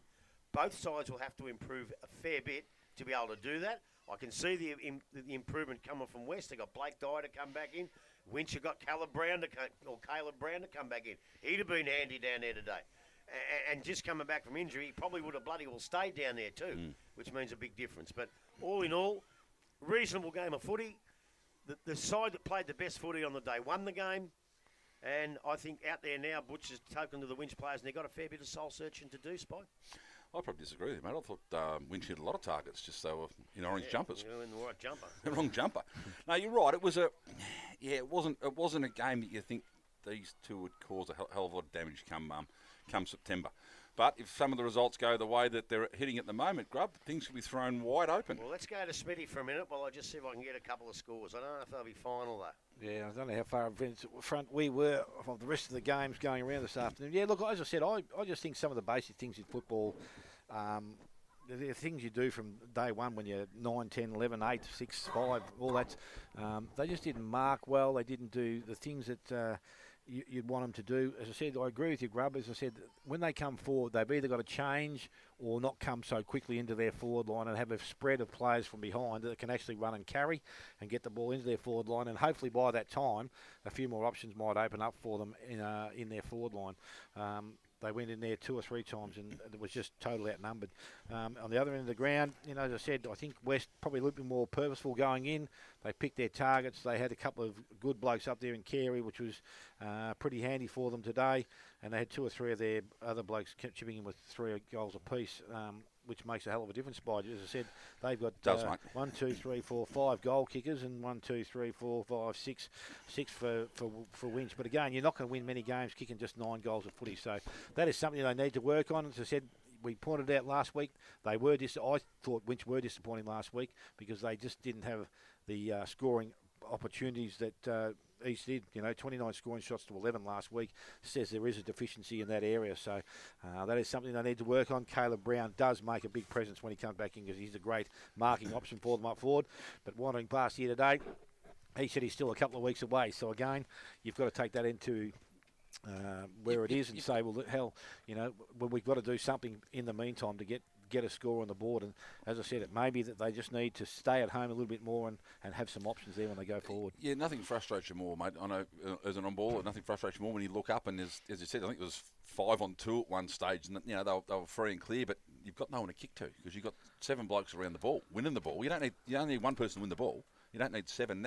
That did let them down. Again, they've been outscored by 5 scoring shots today, which isn't as bad as last week when it was 18 or 19, whatever it was. But it's right when you're sort of struggling and you've just got to stay at home. If your bloke wants to run off, okay, you sort of cover the ground a bit, but you don't get sucked up the ground with him. Because if you do, and there was a lot of turnovers today, so any forward who stayed home was always going to be in the game, and they just didn't do it often enough. I think Grubby hit the nail on the head when he said they were winning the ruck tap outs, winning the centre clearances, moving the ball quickly. They were kicking goals, but they didn't do it for long enough periods. They'd get one or get two, and it was almost like they thought their job's done, or West just decided, hang on, we better win the next one. And so, Ian Allen would go in the middle, or one of those blokes would go through the middle, Viney, and just turn the tide. They're still winning the taps. Winch was still getting first hands on the ball, but just couldn't polish it off. So a little bit of work to do. I don't see Winch playing finals football this year at all. West, on the other hand, probably bounced back from last week, but that's 4 points they made coming into the season. I think we had probably had 8 teams that could finish in the top 5. I don't think we're at that stage anymore. Well, I think you're probably right, but things can change overnight because the scores here, I don't know if they're final scores, but they've been the same for a bloody long time. So out here, Geelong West Giants 85, defeated Winchelsea 60, Bannockburn 82, Corio 69, and it's been like that for a long time. So I think the Tigers are home. North Geelong 3-6-24, Inverleigh 19-12, 126. That I doesn't thought that matter. would have been a lot closer than that. So did I. Thompson 30-14, 194, and Anarchy 5-3-33. Now, this score's been for a long, long time. Werribee Central's 15-4, 94. East Geelong 14-9, 93. I've put out a few text messages to see if the game's over, but I haven't got a response. Belmont Lions 11-5. Bellpost Hill 11-11. So Bellpost Hill a goal in front. I put out a text message to Tony Dozen, the bloke that never misses a game, and he's not there. No, he's gone away. He's not there. He's gone away. Where's Cox? I don't know if these are in progress, but there's some absolute cracking games. And look, you might not believe this, but I really hope the Werribee game's over. You're a Werribee man, really? And you just and notice here before, though, about 5 minutes ago, he slipped in, the all-powerful East Geelong, the best side in it, and now he's going, Werribee going to beat him. So, he's just pumping his own tyres up here. Regardless of what happens, I still think they are. But it's just that great a GDFL season that anyone can get beat. Like these sides like Eastern, I don't think they'll get beat at home. But so do Bellpost Hill. Werribee did the job against Bellpost Hill, mate. Yeah, but so let's, it's good for the game. Well, look, Werribee might be a little bit better than I gave them credit for. I said they were improving and they're okay. Who knows? Maybe they're a bit better than okay. They played well against Thompson last week. They beat Bellpost Hill, and whether or not they beat East today, it's only going to be a point or so in it. So that means they've improved, and that puts them in line. If they can keep playing like that, for a 5th spot. Well, even more. Maybe. We won't go too far over there, because if I go too far, people will start bagging me in it. And I don't what do you mean, start bagging? Well, put it this way. I don't bag other people. I shouldn't be bagged myself. We're going to get some votes off you, Spite. No, not after that rubbish, you're not. You don't bag other people. And I tell you what. Have you done yours? Yeah. You have? Yeah. All right. How tough is this? I've done mine. I thought 1 and 2 was pretty easy. The one vote for me was the toughest. There was a lot of people you could have thrown in there, a lot of patches. But I decided on Matty Iannelli. I thought... For how many? For 1. 1. I think when the game was there to be won, he just stood up. He was pretty good all day. Didn't have a lot of blokes with clean hands, but he was probably amongst those. So I gave him 1. I gave 2 to Justin Carey. 5 goals, presented really well. It was a good contest. Him and Luke Henry had a really good contest down there. Henry did some really nice things, but at the end of the day, he's kicked 5. Their side's won by 4. So to me, it's a difference. And I thought the best player on the ground was Brenton Reese. Every time he looked up, he said, Grub, he was just the last man up off the deck. His hands were very, very clean. And Dale said, I don't think he's seen him make a mistake all day. He made 2 in about 3 seconds. But I actually reckon he was handballing the ball to himself just to increase his stats. So I'm going to give him the credit. I go through to Brenton Reese. Smitty. Well, I didn't give Brenton Reese a vote, but he was very, very good. And as I said, we've spoken about how he's a big reputation, but he was clean, and I like that in a player. But I didn't give him a vote, unfortunately. You don't like it very much, do you? No, not at all. No, he was good. Again, for me, you've got to have an effect on the game. And he got a lot of balls out of the contest, but again, I don't know whether he had the effect that some of the other players did. I agree with that. I 100% agree with that. Yeah, I so I reckon Reece Ginn in the ruck for West today was pretty good. Battle against a bigger bloke early in the game, and then battle against 2 or 3 others. And a bit like last week, we saw the East Geelong ruckman. He's good around the ground. He gets down and gets the ball, and he got the handball out, and he was pretty clean with what he did also. I gave 2 votes to Adam Walsh for Winch in the defence. I thought his game early on, especially through the third quarter, was really, really solid. And again, if they hadn't been there, I reckon they would have lost by a lot more. And I gave my 3 votes to Justin Carey. I sat back and I looked and looked and looked, but when you kick 5 goals and you win, I think with everyone else on the ground, I don't think there was anyone else that I could have given it to. I gave 1 vote to Tavai Sawney. I thought he had enough of the footy. I tell you what, if he had to kick a couple late, kicked that one which he passed off, and he might have got one more. But I just still thought he wasn't as good as last week. But you can't judge it on last week. Or you can just judge it on what you see. And I think he had the ball in his hands almost as much as anybody else on the ground. The bloke that did have his hands on the ball more than anyone on the ground, I gave 2 votes in Brenton Reese. But I do agree with you, Smith. A lot of them were handballs, and they never came of anything. Sometimes it was his fault. Sometimes it was other people's fault who didn't pick the ball up properly. But if everyone was clean and got down, Winch would have nearly won the game, and he'd have got his 3 votes. And I gave 3 votes to the bloke. To be quite honest, you kick 5 goals out of 12. If Carey's not down there, they probably don't win. And I very often don't give 5 goals and votes to a full forward, but I am today. Justin Carey, mate, you are going to the Hotham Hotel without even counting the votes, and it's a great pub, a great beer, a great food, and Justin Carey, you're going to enjoy the best of it. And he'll probably try and get recruited out in Inverloch next year because the owner. I can't disagree with any of that. I do. I think you're right. I think, Grubby, what you said about Rees is right, but I don't think a lot of it was his fault. There was some players around him that, as we said, mixed up the liniment with the grippo. But, a fantastic day. Beautiful day for footy. Well, I'm going to have another look at the scores here.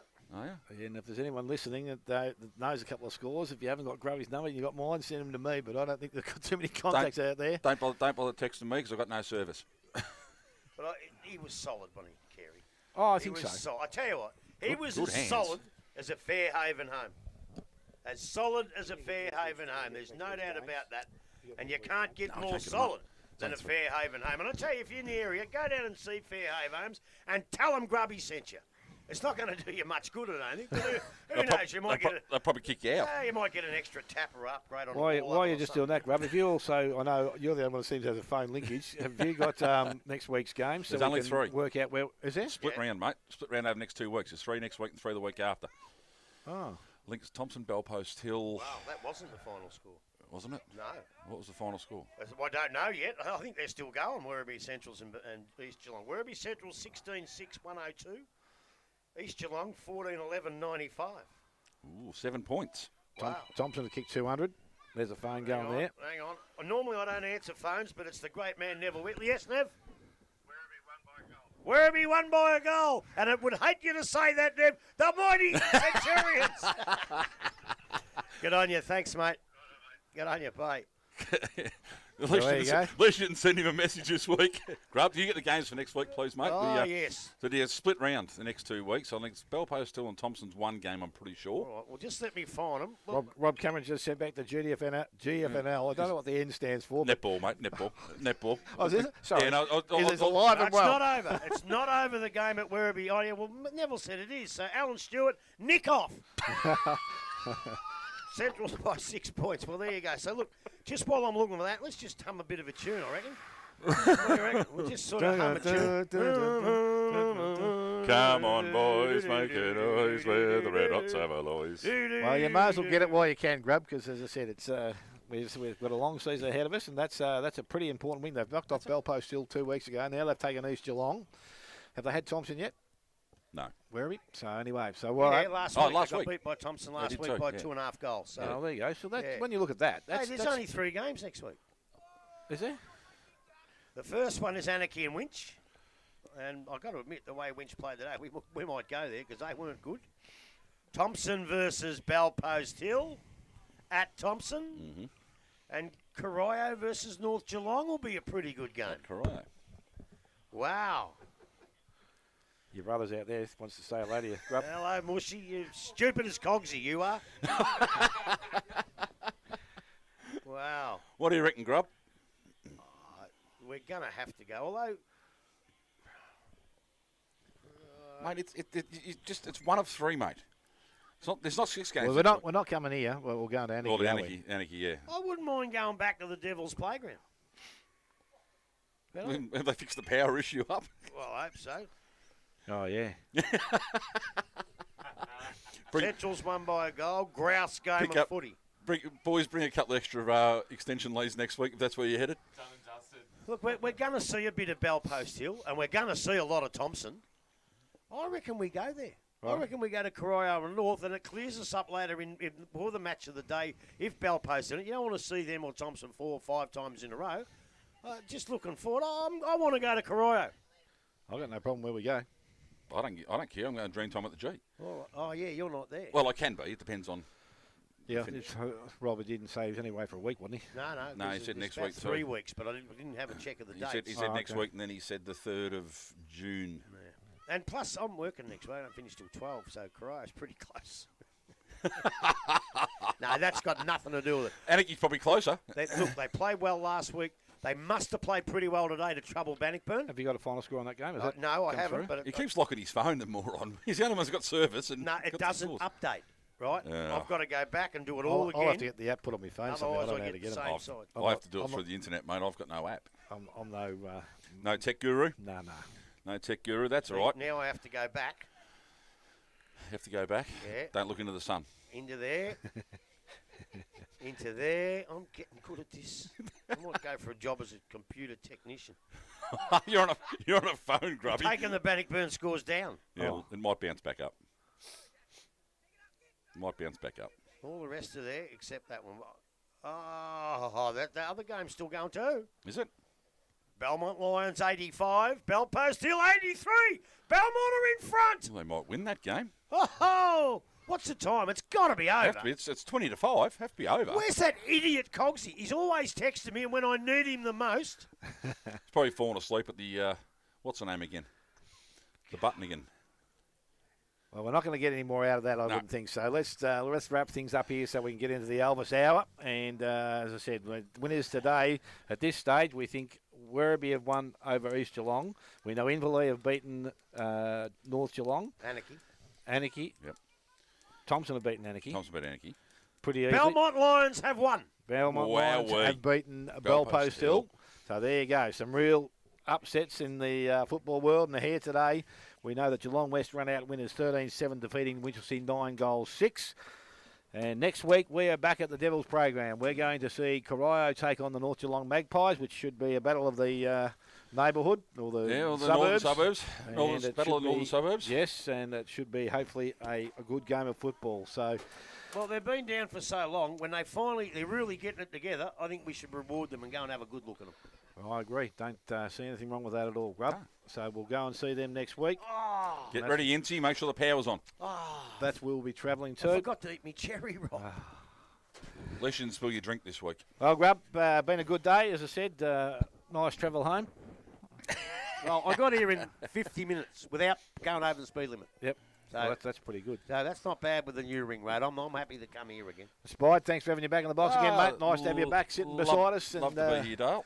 And we've enjoyed the day. As I said, it's been, I wouldn't say a great game of football, but with a result for Geelong West will be one that might set their season up for the rest of the season. So there's worse things you do on a Saturday over, mate. That's exactly right. So until next week, as I said, from everyone here on the broadcast box, we'll say good afternoon to you all and hope to see you again next weekend. You're listening to 94.7 The Pulse, your home of local football.